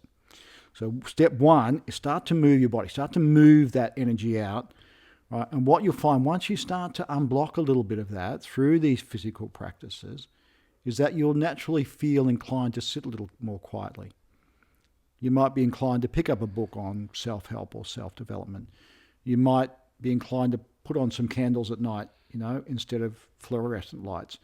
These little practices that are softer and more gentle, you'll find will start to come, But again, I bang on it about a lot, mate, but meditation and mindfulness practices and yoga nidra are an extraordinary tool. Like, you Google the benefits of meditation and you will find thousands, if not tens of thousands of scientific reports that every single one of them lists 30 or 40 physical, mental and emotional benefits of it. And the other cool thing about it is it's free. You can do it anytime, anywhere. It is not some woo-woo mystical practice. It can be. There's lots of rituals around it. But there are lots of apps, there are lots of books or podcasts or YouTube that's got meditation on it. And it doesn't have to be for long. You can do it for start where you can start. Do 5 or 10 minutes, right? And in the first little while, yes, your mind's likely to be busy. Yes, it's likely to be uncomfortable. Yes, you'll feel the darkness rising. But that's a good thing in the bigger picture. That's not going to stay forever. It's just energy that's stuck in you that wants to come out. For God's sake, let it out. Don't keep shoving it down. And having said that, if it starts to come up and you go, I can't deal with it today, it's too much, okay, fair enough. Don't have to deal with everything that comes up on one day, but maybe deal a little bit with it and then go, you know what, I'll do some more tomorrow. It's enough for today. Be kind to yourself. And every time you fall back into an old pattern or an old belief system, the worst thing that you can possibly do there is create a negative vibration around it. I'm an idiot. I shouldn't have done that. Oh my God, I'm hopeless at this. Bloody hell, I'm just an idiot. That's the worst thing you can do, What you can do is go, all right, thank you. I've just remembered that I forgot to meditate today. Thank you. Okay, it's all right. I'll do it tomorrow. Be kind to yourself. That kindness to yourself might not seem like much, but it builds an energy, it builds a vibration in you. And that allows you to continue to stay at a high vibration above the red line, above the fear and the madness. Yeah. So start gentle, but have a commitment to yourself. Make a prayer to yourself, write it somewhere. And men have got this. I love this about men, is that when we commit to something, we give it a red hot crack. Yeah. So what I would recommend is don't even tell your mates you're doing it to start off with. Just do it. Just do it. And they'll ask questions if you do it long enough. Yeah. They'll start to see the shift in you, right? Like, oh man, what are you doing? You're going, well, I'm doing some meditation or I'm doing some yoga nidra. All I can say to any men listening to this, it changes your life and it changes it for the better, and therefore it changes your relationships, your work environments, your mental health, your way of being in the world, your body, your connection to it changes everything. But sometimes it takes a little while. But I think I shared this analogy in the retreat. Every single time, so I want to just add this in for people who are listening. If you sit in meditation for 15 minutes and 14 and a half minutes of that meditation, your mind is somewhere else, that 30 seconds that you are actually meditating has value. It will sit in your body. It does not disappear. You didn't do anything wrong. It's just practicing, training the mind, right? And next time you meditate, you might get 45 seconds. Before you know it, you're in 20 or 15 minutes of meditation. Cheesecloth. So there's a lovely analogy that it's a Hindu analogy, right? Imagine you've got a bowl of red dye and you've got a white piece of cheesecloth. Every time you meditate, you dip that cheesecloth into this bowl of red dye. When you first pull the cheesecloth out, it's just got a very faint pink, right, tinge to it. You put it outside, it dries, right? So it's the gap between this meditation, next one, in the analogy. Next day, you dip the cheesecloth back in, i.e. you do your meditation. You dip the cheesecloth in, it comes out slightly more pink. Every time you meditate, you're dipping the cheesecloth in until eventually your mind, the cheesecloth, and the bowl of dye, consciousness, peacefulness, love, freedom, etc., are the same color. So every single time that you meditate or are mindful or are kind, it has a residual value. And yes, you may stumble. Yes, you might forget. Yes, you might fall into old patterns. But that red dye, that tinge in your cheesecloth doesn't go away. And every single time. So every time you meditate has value. Yeah. It's like I'm sort of seeing it as you're saying it, and I'm imagining, that cheesecloth going out into the sun. Yeah. And then let's say that you, for whatever reason, you forget about this cheesecloth. It spends quite a bit of time in the sun. Let's say a massive storm comes through and it gets some of the dye out. So then you've lost some of that dye, but it's still there. Still there. It's still there, even though it might not be as vibrant. It's still there, and at any moment you can dip it back. Absolutely. In. Absolutely. And say you dip it back in this time for a bit longer. Yeah. Like, for example, I think about my own life, and I've integrated meditation into my life where I'm doing it all the time. Yeah. I'll meditate God knows how many times a day, anywhere from 30 seconds to a few minutes to whatever. Yeah. And I've found a lot of value in my life at this stage now, where doing that and then making time to do longer meditations. Yeah. So like a couple times a week, maybe more, maybe less, I'll do a long one. So like I'll meditate for like 2 hours in the sun, and then that's enough dye in that cheesecloth to then do the integration thing where I'm just doing it in life. Yeah. And I found for me that's a really good balance to like give me what I wanted, but then also meditate in the way that I love. Yeah, perfect. And this is it. There's not one path that suits everyone. Right? For some people, it's a formal 20-minute sit twice a day, sunrise, sunset. That suits them. For other people like you, doing the supercharged ones from time to time, little ones in the middle, work beautifully. Other people, once you practice this for a period of time, the actual formal sit falls away because it's so ingrained in your life and your way of being and your consciousness that that's just how you live your life now. And you might drop in from time to time, and do a little sit, of course. But mostly it filters through your life. From the time you're doing the dishes to reading the kids a bedtime story, taking the garbage out, driving to work, you're in this state, this vibration, this hum that sits in the background all of the time. So it's like any practice, right? You want to run a marathon. For most of us, you're not going to be able to run 42 kilometers, right, with no training. For most of us, right? Some people can. But most of us need to go and train. So this is simply training the mind. But what it's doing is bringing your whole body back into homeostasis. Go to that black and white symbol again, the yin symbol. We live most of our life in the white, in the yang, in the do, the go, go, go, busy, busy, busy, go, go, go. Lots of to-do lists. We go to bed at night exhausted. We get away with the minimal amount of sleep that we can get away with so we can get up in the next day and do the same thing again, right? And we think our life's going to find peace and harmony by doing that. Yeah, we all get busy, and there are some times where you've got to push through, right? I get that. You've got projects on or deadlines on, I get all that.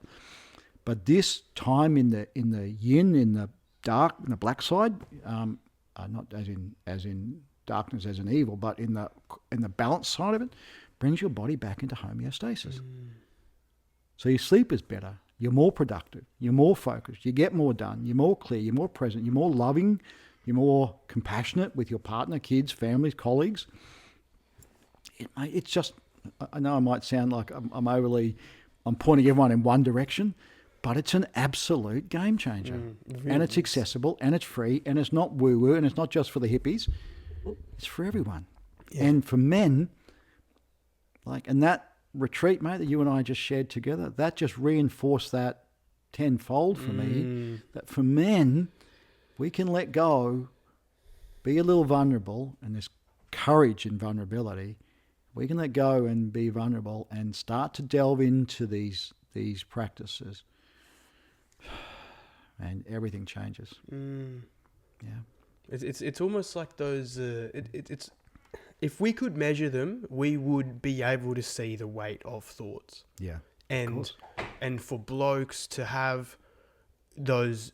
Because some things that you just let go, but then it seems like those ones that come back, it's like, okay, I keep thinking about this, or it keeps bothering me. Maybe that's a clue that there's something more there. Yeah. And then when you release that weight, you speak, you spend that thought, then you weigh less. Yeah. So at that circle, for example, that very first exercise that we did, everybody, I guarantee you would have felt like just a little bit lighter. Yeah. A little bit lighter. It's just Yeah. like, because one of the things I love about coming into these environments is that I've sort of boxed myself off in my own life quite purposely. Yep. Because I just want to have no distractions. I'm very clear on this path that I'm going on, and if people don't fit into that, then I would rather be on my own, and I would rather just keep moving forward. Yeah. And so I love these experiences because you can't be completely disconnected from the world. Like for me anyway, I don't want to be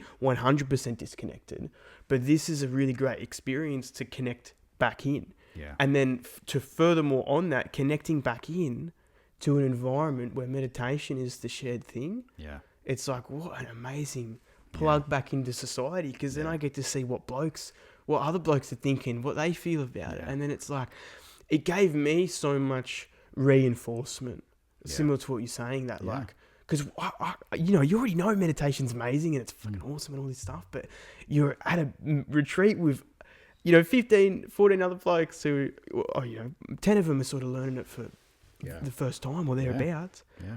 And it's like just such an important reminder that, this stuff is it. It doesn't matter about whatever preconceived, wooey, fucking gay, whatever you want to call it.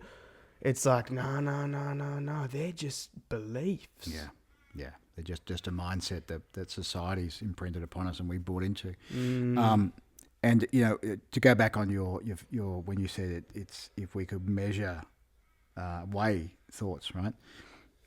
And this came up a couple of times in the retreat, and we've all heard it 1,000 times. Is when we can release something, through tears, through a conversation, through a practice. How often do we use words like, "My God, I feel like there's a weight off my shoulders. Ooh. I feel like I've taken a weight off my shoulders." So to go back on your analogy, can we measure it? We may or may not be able to measure it, but we can certainly feel it. Yes. I just feel like, and I think even a few guys on the weekend said, "God, I just feel like I got a weight off my shoulders." Yeah. So that tells us that we're carrying something that we don't need to carry, and that we feel lighter, more free, more agile, more nimble, more awake by not carrying this heaviness, and this weight around with us. That there is an alternative that can help us feel lighter and more alive. Yeah. So I want to touch on quickly, with your permission, the Mudji two birds story, just in case people go, this was a game changer for me. What's he talking about? So this is, so it's called the two birds theory, or two birds analogy, sometimes called the three bird analogy. I'll give you a very short version of it, but they're on YouTube. If you go to YouTube, I'll plug a link. Will you? Awesome. So Mudji, M-O-J-I, he shares it. So this is an ancient teaching out of a sacred text called the Upanishads, which is an ancient 5,000-year-old yogic text. But it tries to capture in an analogy a way of getting us to stop thinking about who we are, and start to separate ourselves from the thoughts. So what it says quickly is that there are two birds in a tree. There's a bird on a lower branch and a bird on a slightly higher branch. These birds are absolutely identical looking birds, absolutely identical. The bird on the bottom branch is a bird which is incredibly busy. It's building a nest, it's finding a mate, it's finding food, it's defending against invaders. It's just constantly go. Its representation is how we live most of our lives. It's always looking for danger. It's always looking for food. It's never resting. Hardly ever goes to sleep, but even asleep, it's got one eye open, right? It's constantly on the go. Further up the tree on another branch is the second bird, absolutely identical bird. But that bird is just sitting quietly, watching the first bird. But it's not watching with any judgment. It's not saying, "Mate, slow down," or "What are you doing with your life?" It's just watching. It's watching with benevolence and grace and kindness and just watching, just curious, Not telling the first bird to change anything, just be curious. And again, Mudji tells this story so beautifully, so I highly recommend it. It goes for about 18 minutes. The second bird represents that part of us that we all have to draw up, back, and away from the doing, the business, the mind, the go, go, go, go, and just watch ourselves. And the moment that we're able to draw up and away from the doing and the mind and the thinking, we start to witness our thoughts, our patterns of behavior, our thinking, the chaos of our lives. We start to witness that. And what that gives us is a choice. Do I want to keep living this way? Do I want to keep thinking that way? I caught myself being negative again, or I caught myself ruminating on that thing I've thought about 20 times today, or I just watch. And that ability to draw up and back takes the emotional sting out of the doing. So it's not that I'm a bad person or I'm an idiot or I've failed. It's just, this is life, right? Draw up and back and watch yourself with compassion and kindness, not judgment, and begin to see your life through the witness, through the second bird, rather than just be identified as the first bird. Yeah. Then after a period of time with practice, what tends to happen is that you start to recognize that both those qualities are in you. The humanness, the business, but you do it with a sense of joy now because you begin to witness and you start to make different decisions. Yeah. You go, that's not serving me very well. Maybe I'll do it a different way. So two-bird analogy. Yeah. So when we're busy, offline, crazy, doing stuff, first bird. Second bird, watch it, witness it. Is that the way you want to be in the world? Yeah. I love it. I remember we did this was when we did the heart-centered meditation. Yeah. And as we were doing it, like I went into because is it called the 3 chambers of the heart? Yeah, 3 chambers of the heart. And so as we unlocked each chamber, I love how you invited to come with, but then you also said that if you're not ready, you can go back. Yeah. Because each time I sort of peeked in, but then I was like, actually, I don't feel like I need this right now. I need to go back. Yeah. And then the third one, I'm like, okay, I had a bit of a peek, and then I just came back. And then I went to this incredible place where I was just like, it's like I got into flow with my heart. Yeah. And I just became one with my heart. And I was just, it was like I was holding my heart, but my heart was holding me. Yeah, beautiful. And it was just like this stillness that I didn't want to leave. Yeah. It was like, and then, I started to feel some stuff bubble up, and I was a bit, just going with it. Yeah. And then at the end of it, you said, did anything come up for anyone? And I was thinking, actually, I feel like something sort of did come up for me. And then you mentioned something about a few different things, and then you said grief, and then I was like, I feel like it was grief. And then you said, I'm going to hang around if anyone wants to chat. And I was like, wow, okay, I'm just going to sit here for a bit, but maybe I will have a chat. Yeah. And then I was like, I got this strong feeling of just to sit in your heart. And then I was doing that for a little bit without a desire to bring anyone else into it. I was like, I'm my own teacher. I can do this. Yeah. And then I got this thought where I was like, it was this lesson that I've learned in this lifetime, a big lesson I've learned, which was you don't have to do it on your own. Yeah. And that it's okay sometimes to share your suffering. Yeah.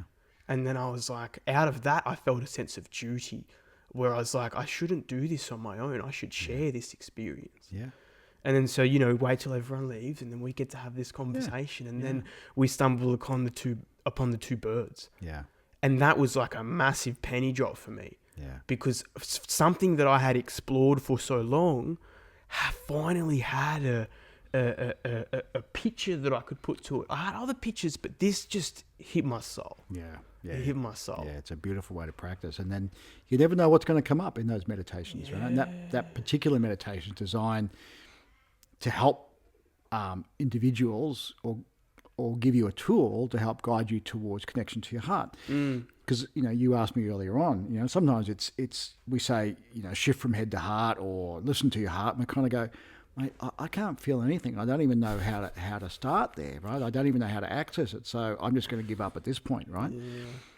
That meditation, and there are a number of other heart-based, and the Buddhist particularly, if you're ever interested in heart-based meditation, the Buddhists have a whole philosophy based on loving kindness. So they've got a plethora of meditations on YouTube and other things about loving kindness and compassion, which will help drop you into your heart. But that particular 3 chambers of the heart meditation is designed to help us begin to re-feel back into those areas of our energetic heart which already exist. We just have forgotten, we've lost the art of being able to tap into them. All we're able to tap into often is the first chamber, which is the human heart, right? And within the human heart, there is the full spectrum of what I would call, in everything, there is always the opposites of it as well, right? So you got love, but the full spectrum of love. And the spectrum, on one end of the spectrum, it's intimacy and kindness and compassion and connection and care, and that deep, deep, deep, rich connection that we can have with another human being, all the way through to loss, sadness, grief. And often we want to sit in the joy end of the spectrum, and we don't want to sit in the sadness and the grief end of the spectrum, right? But these meditations help that grief, which you experienced, and other emotions which we might have suppressed or pushed away, to come to light. And the really cool thing that we start to realize is that those experiences on that, if think about the human heart as a pendulum, it swings between love, joy, intimacy, through to loss, sadness, and grief, right? And we don't want to sit in the grief, most of us, right? Or sadness or heaviness. We want to sit in the love and joy. But the human heart is designed to give us the full spectrum, the full experience of being human. It's not a malfunction in design. It's not a mistake. We're here to experience the full spectrum of being human. And that is love, intimacy, kindness, compassion, exquisiteness, but it is also loss, grief, sadness, heaviness. It's the full spectrum. It's how we sit in that space. It's what we do with that. It's how we process that. It's how we be in that space that starts to make the difference. Almost none of us get away without experiencing some sadness and grief. It's not a mistake. It's not an error in design. This is the way the human heart is designed to operate, to feel the full expression of being human. But if we can then move to the second chamber and ultimately the third chamber, we're able to deal with that emotion, knowing it's just energy passing through. It's just energy passing through. And in the deeper emotions, things like someone that you love dies, right? It happens to us all. We lose someone that we love, right? We're able to sit in that grief, in that pain, in that suffering, in that loss, with a different perspective. Yeah, to sit with it in a space of kindness and love to ourselves and to that person, and be thankful for their gifts that they left us. And that doesn't mean that the grief ever goes away, but we have an ability to be able to hold it without suffering. Yeah. And what happens through this meditation and through practices is we have a broader landscape. Our ability to hold the full spectrum of human experiences expands. Sometimes our bandwidth is quite narrow. We want it just to be that way, and outside of that bandwidth, we go a bit offline, right? This practice of meditation, mindfulness, heart opening, expand that bandwidth. So you're able to hold things and still be grounded, still be awake, still be present, but hold the grief, feel the sadness, feel the loss in its full spectrum. Not trying to push it away. It's when we push it away that we start to cause blocks in the body, physically, mentally, emotionally. But if we can hold the grief and sit in the sadness of the loss of our mum, dad, our partner, our friend, our dog, we've all had it, and we're all going to have it, right? But if we can sit in that full and be fully present with that emotion, what happens is that emotion doesn't get stuck in us. It's allowed to have its time and its place. And that loss of a loved one may never go away, but our relationship with the loss decreases the suffering. And we're able to live in appreciation for that being, not in the deep sorrow of their non-presence in a human form. It's so simple, but it's not necessarily easy. No. It's simple in the sense that all you have to do is just breathe and go, I feel sad. Yeah. But it's not always easy, because that can come with these really uncomfortable feelings. Yeah. And this is part of the practice, is this ability to become comfortable with the uncomfortable. Yeah. And it gives us that broader bandwidth to be able to do that. And as, again, talking as my understanding of a male, masculine energy, is we want to fix things. We go, okay, there's grief. What do I need to do to fix this? And sometimes we go, I don't know how to fix grief, so I'll have a beer instead. Yeah. And nothing wrong with having a beer. I have one myself, right? But all we're doing with beer or sex or drugs, and sometimes even yoga, right, is a distraction. I'm going to go to a yoga class and smash out of class and make myself feel better. And you will for a while. Yeah. But sometimes we just, to sit in the grief or the sadness, right, for a period of time, not forever, but just for a period of time, is the healthiest thing you can do. It feels messy and it feels uncomfortable. But after a period of time of just sitting in it, you know that that grief is not you. It's not yours. It's an energy which is passing through you. And to sit in that for a period of time actually allows it to move.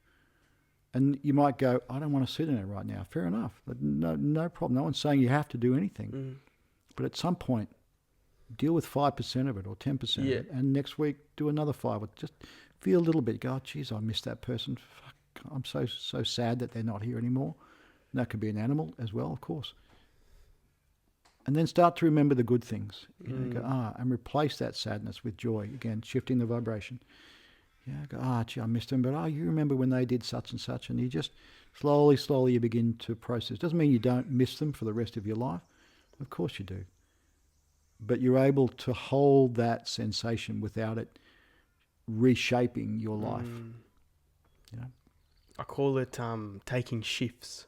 Yeah. It's like, okay, I recently went through a pretty a breakup with a lot of interesting feelings that came with it, and I'm not saying like I've created this is just what I called it, but I started calling it, I'm going to give myself shifts. And then so it's like, okay, because on some level I wanted to think about it and I wanted to figure it out. So then I would give myself shifts where part of that shift would be, okay, I'm going to journal it and I'm just going to go into it with complete honesty. Or if I wanted to feel and I was struggling, I'd get in the car, I'd put on a really sad playlist and I'd just sing. Yeah. And I'd let myself, like, I'd be like, all right, for the next half an hour, or when I get sick of it, I'm just going to fucking sing and just be sad until I don't feel like being sad anymore. Yeah. And like, I remember one time I did it in the car. I was driving from Sydney back to Bathurst and I did it for like an hour and a half. And by the time I'd finished that, on the final stretch home to Bathurst, I was listening to old school jams, singing, having the time of my life. Because often these energies, mate, they just, you know, it sounds like we're giving them a human personality, but they just want to be heard. You just, you know, and by that I mean they've got to have space to move up and out. So you putting on that soundtrack and singing and crying and feeling whatever you're feeling for an hour or so, you're actually allowing it to move out. There's a difference between doing that having a beer and then having a beer. A beer will, you know, again, nothing wrong with a beer, but will most likely just suppress it. 10 beers when you're sad. And you might get sad having a beer, but you're not dealing with the emotion. It's the alcohol which is changing the relationship with it. So if you can, in a way that makes sense for you, to work through that, awesome. It's just, you know, as men, we want to push it down. So here's a pathway out. And I agree with you. It's not necessarily easy, and the only reason it's not easy is because it's not part of our common vernacular. It's not part of stuff, and even though they are now in some schools starting to teach this stuff, right, of gratitude, of love, of meditation, of mindfulness, they're starting to teach it, which just warms my heart. Certainly my generation, I suspect yours, mate, it wasn't part of a common language. It wasn't part of every day. Yes, you've heard of meditation, you know, isn't that some hippies and yoga or something? I used to believe it was gay. Yeah, well, how fucking country Aussie is that? That's pretty country Aussie, right? But we're starting. I'm hoping that the work that, you know, Aaron's doing and you know, people like yourself who are having conversations around this, that we can collectively start to make meditation, mindfulness, maybe we need to give it a different name, I don't know, but make it part of everyday life. It's not some woo-woo thing. It's not something which you have to add on your to-do list.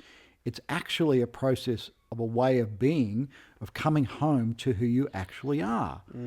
So that persona that we put on as men, of this tough, I can fix anything, you know, and I've got a career, you know, just to come home to you, to who you truly are, man, is one of the most richest gifts that we can give to ourselves and therefore to everyone that we're involved with. To continue down a path of trying to create something that we think we should be, we're never going to get there with mind.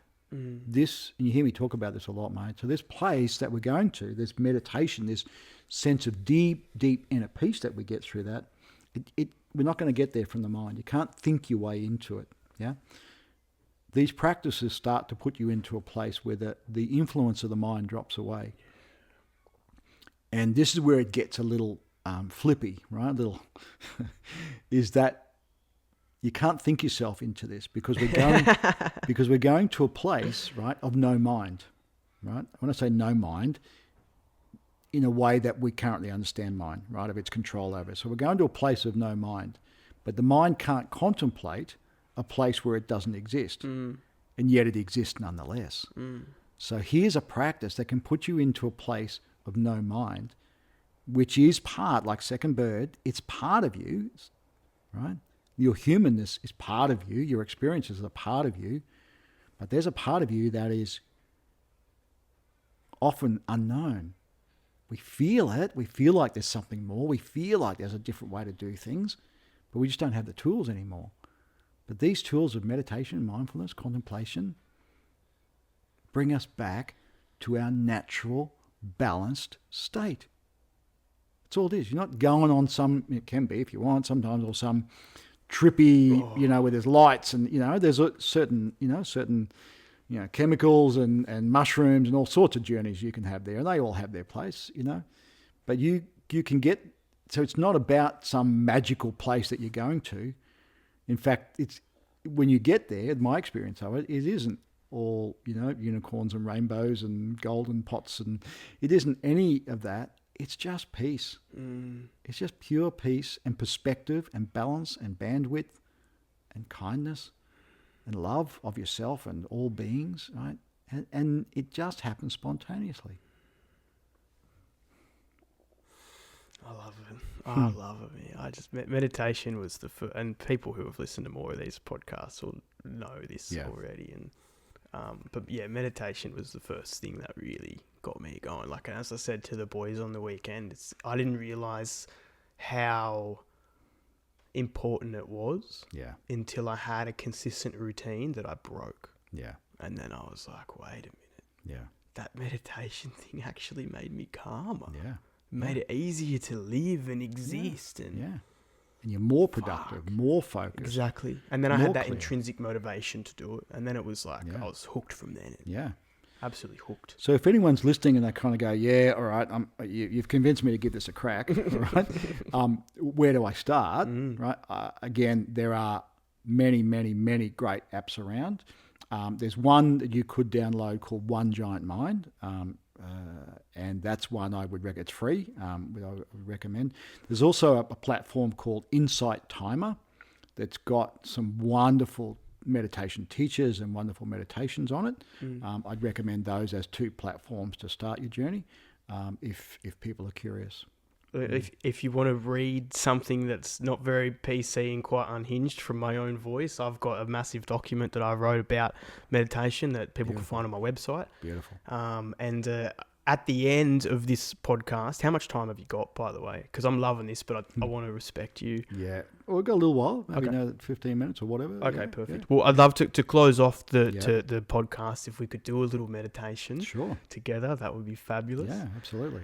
But yeah, meditation, wow. See, this is why I love breath work, because it's another tool to help tap into those stored emotions and to help spend them. Yeah. Because meditation is great because it's more chill, although some meditations cannot feel super chill, but the approach to it is relatively chill. Yeah. Whereas I find that breath work as like a different tool. It's more like meditation is like, it seems like you're going to a place where you're being and you're letting these things do their thing. Whereas it feels like breath work is like you go looking for it. Yeah. It's like you get the magnifying glass on, put your hiking boots, and it's like we're going, we're getting after it. Yeah.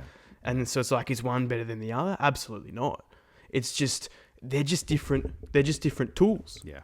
One's a spanner, one's a fucking hammer. Yeah. You know, they're things that do things. They're tools. Synchronicities. What do you think about when I say that?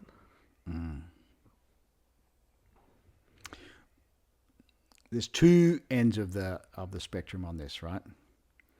One end of the spectrum, nothing happens by chance, is a big belief system, right? Of yours? Of mine, and on one, and I haven't quite resolved this, so I'll share both ends of the spectrum as I understand it, right? So at one end of the spectrum, there is this deep belief system in a lot of the teachings, and I align with this. It feels that nothing happens by mistake. You and I aren't having this conversation by mistake. You weren't on the retreat by mistake. I'm not teaching this, sharing this stuff by mistake. I'm not living on this island by... Everything that's happening is happening for a reason. It's meant to happen. And if it is happening, it's meant to happen. Even the stuff which is messy and we don't want to happen in our lives, it's there as an opportunity for us to learn something from it. And that might sound like a very glebe expression, but it's absolutely true, and I believe it. Even from the most difficult, shitty, awful situations, there is some little nugget in there somewhere. If we sit with it long enough, that we'll find, right? So that's one end of the pendulum. There's another end of the pendulum, which is my current practice, that's still a work in progress, which says it's meditations and contemplations on emptiness, right? Which is a big Buddhist teaching and Hindu teaching as well, and Zen, which says that nothing has any inherent meaning except that which we give it. Yeah.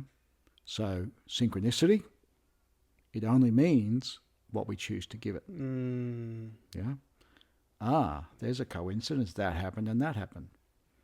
As humans, we want to give that some meaning. And I'm not saying it doesn't have meaning. I'm just saying there's another contemplation which actually says it has no meaning.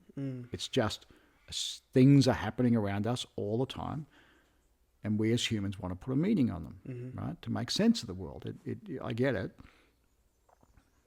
But that in these deeper teachings, that nothing has any meaning except that which we give it. I haven't found an answer to that question yet, but it's my main current practice.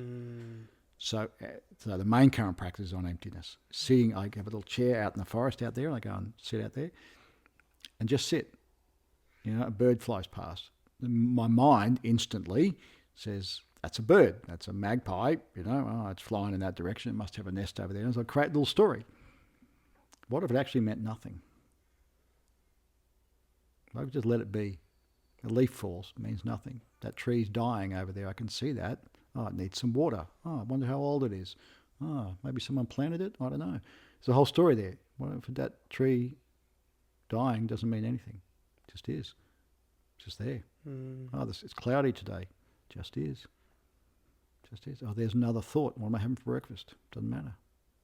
So it's not a practice for everyone, but I'm deeply curious about, again, I'm using myself as a bit of a social experiment here. Of course. Yeah. What does it feel like to experience a world for a short period of time that has no inherent meaning in it? So I haven't answered your question. It maybe just given you two ends of the pendulum.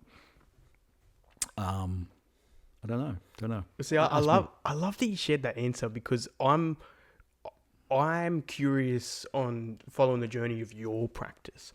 For me, I don't have that desire to explore the emptiness, because I made the decision that synchronicities and the concept of them are something that feel really good to me. And so I have chosen to lean into them and make them as easy as possible to present themselves. Yeah. And through that, it has formed a way for me to communicate and stay in touch with my grandparents, my ancestors. Beautiful. Who have passed. And I have had plenty of experiences to believe with my whole heart that no one can ever change my mind, that they are with me and they are guiding me. Yeah. And I love it. Yeah. I think it's fabulous. I'm a big believer in that. I think all of us have guides, call them spirits, angels, whatever name you want to give them. But they're here to guide us.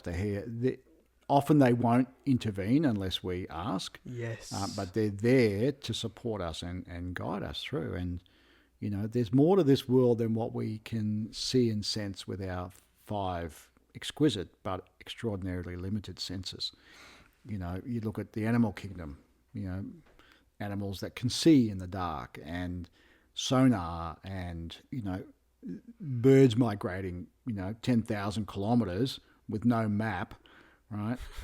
With no radar, with no landing schedule, no in-flight service, fly 10,000 kilometres in a straight line despite storms and tornadoes and end up in a destination to the day almost that they arrived last year. You know, so there's stuff that goes on in the world around us that defies our senses. It's beyond our senses. So then if you say that occurs, it could it not be possible that there are things in this world that we can't see? We can feel them sometimes, but we can't necessarily see them. So I have a belief that there's a lot more going on out even in this room, right, than just you and me sitting here having a chat. Yeah, we could have an audience right now. I have absolutely no doubt. Absolutely no doubt. And sometimes when you ask me questions, I don't go to my mind for the answer. Yes. Right? I sit back in it. Now, again, whether that's intuition or I'm tapping into the energy that's around us, I don't know. I don't need to know. But an answer comes. And sometimes when I answer or speak, and this happens when I teach as well, I surprise myself. I go, that's a really cute, that's a really interesting way of looking at things. I hadn't looked at that before. And that's because it's still a work in progress, but a lot of the way that I teach, one of the first things I do is I get out of my own way. I don't have all the answers, but the answers are there. So if I can get out of my own personal experience and my own set of belief systems, which I'm still practicing dissolving, and tap into the wisdom and energy that's around us all, right? The universe is full of infinite possibilities and all of the answers that you will ever have. And so I'm a big believer that there is an ability that we all have to tap into stuff that will help guide us and give us much more clarity and peace in our being than just using the mind or a book. Mm-hmm. I love that sentence that you said, I don't need to know. Yeah. Because I didn't realize that I left this open, but closing the loop on the story I told around the 2 birds thing was what was so pivotal for me in that moment, and why we went to that 2 birds story was because I recognized that I had that masculine desire to try to figure out what am I feeling, what's going on here, and I had to let that go completely. Yeah. And it was just an incredible experience for me to practice that. And I loved that it was uncomfortable. I loved that it was hard to let it go because it was a bit ego, right? Trying to figure it out. Yeah. But then it was quite easy. Yeah. Especially after that story. And then I'd created enough of that reference to go, you know what? Yeah, just who gives a fuck? Yeah. Like, why do I need? What's the answer going to give me? So we can, again, it's a masculine trait. We want to try and work it out, right? And what a great gift to humanity to try and solve a problem. Extraordinary. But in this realm, right, in this world we're talking about meditation and mindfulness, sometimes we can get bogged down and lost in trying to understand the why and how we fix it. You can spend years reading textbooks. You can spend years and thousands of dollars going to workshops and seminars.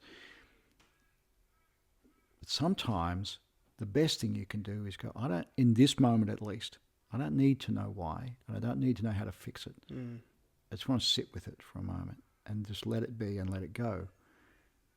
And sometimes that then negates the need to try and fix it or research it or solve it because it's already done.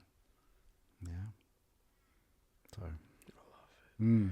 I love it. One of the things that one of my mentors said to me that I've stuck with me to this day. It had a similar similar weight to the feeling of this two birds thing. Very, very significant thing for me on my journey was recognizing that these things are elephants. Yeah.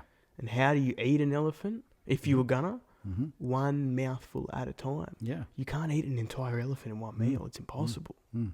But you can have a bite. Yeah.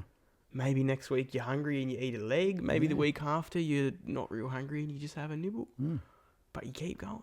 You keep going. You keep going. And this is why I think that these sorts of practices can be so beneficial for men, because we have this ability to go to be tenacious and set ourselves to go, okay, my goal is to do this for 40 days to pick a number.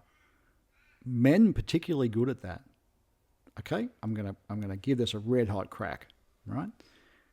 And you might get 35 days out of 40 because you might miss the odd one here and there, but you'll give it a shot. If you make that commitment to yourself. And what I've found over the years, mate, is that commitment that you make to yourself in the private, quiet moments when no one else knows, no one else can hear you, is much more powerful than you going out and sharing that with 10 people. Somehow it seems to dissolve the intensity of that commitment that you've made to yourself. If you make it in private, you make it to yourself, you place it in your heart and go, boom.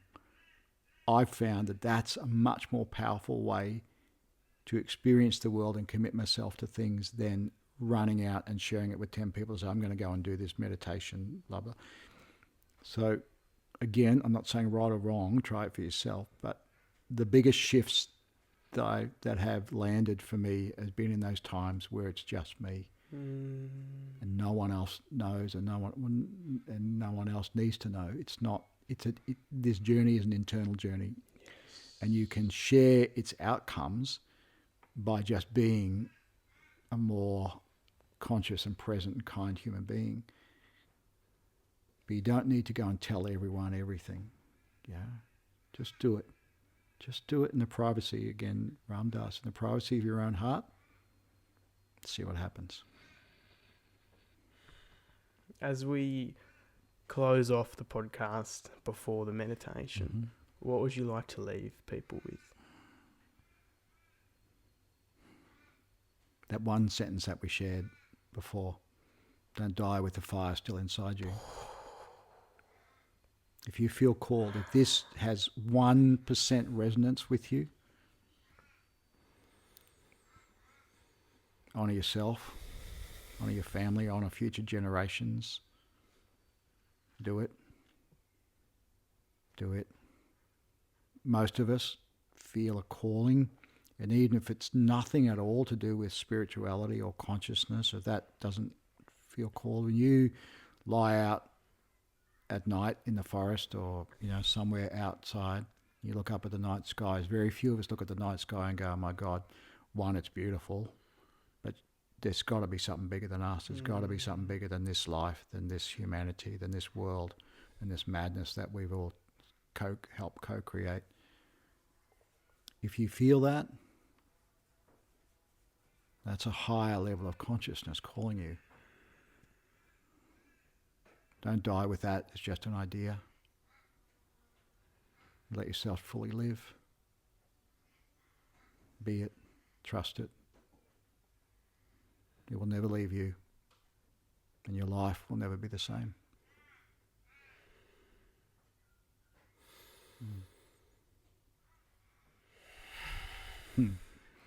You've just thrown gasoline on my fire. I'm sure I'm not the only one. Mark, Baba, Dhanyavad. Thank you, my friend. Thank you so much for the opportunity, mate, to to be in my home and to share what I love. It's a real privilege and honor. And I just want to say, I'm not saying that anyone has to do anything. This is just one human given it as red hot go.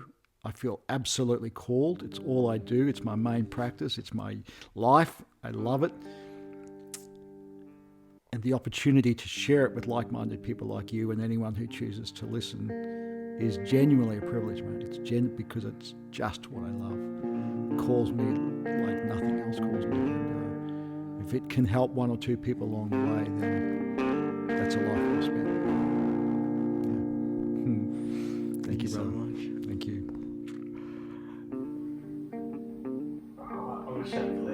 Yeah. When we did meditation. Alright. That was fucking unreal. Good. Yeah. Good. I looked at it was 26 minutes in, and I'm just thinking, I feel like I'm talking for ages. And then I blinked, and now we're at 2 hours and 6 minutes. Wow. It feels like 5 minutes ago. I know, I feel like we just had a cup of tea and a chat. There was a few moments where I could feel myself like lifting off.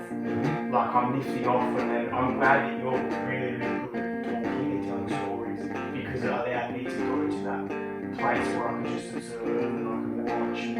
Because like, it's like, because it gets hard for me to talk. Yeah. It's like I just put the bucket on. Yeah, that's You did well, mate. You did well. You gave enough space for me to share, but kept asking what I found to be really pertinent and insightful questions. So we gave it a framework, because this stuff can be a bit woo-woo, if you just kind of read along. But we gave it a good framework to make it accessible, I think, for a lot of people.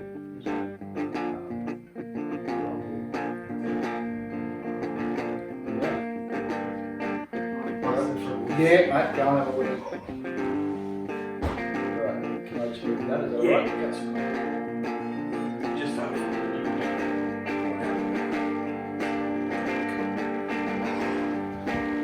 Get out there. Yeah. Alright.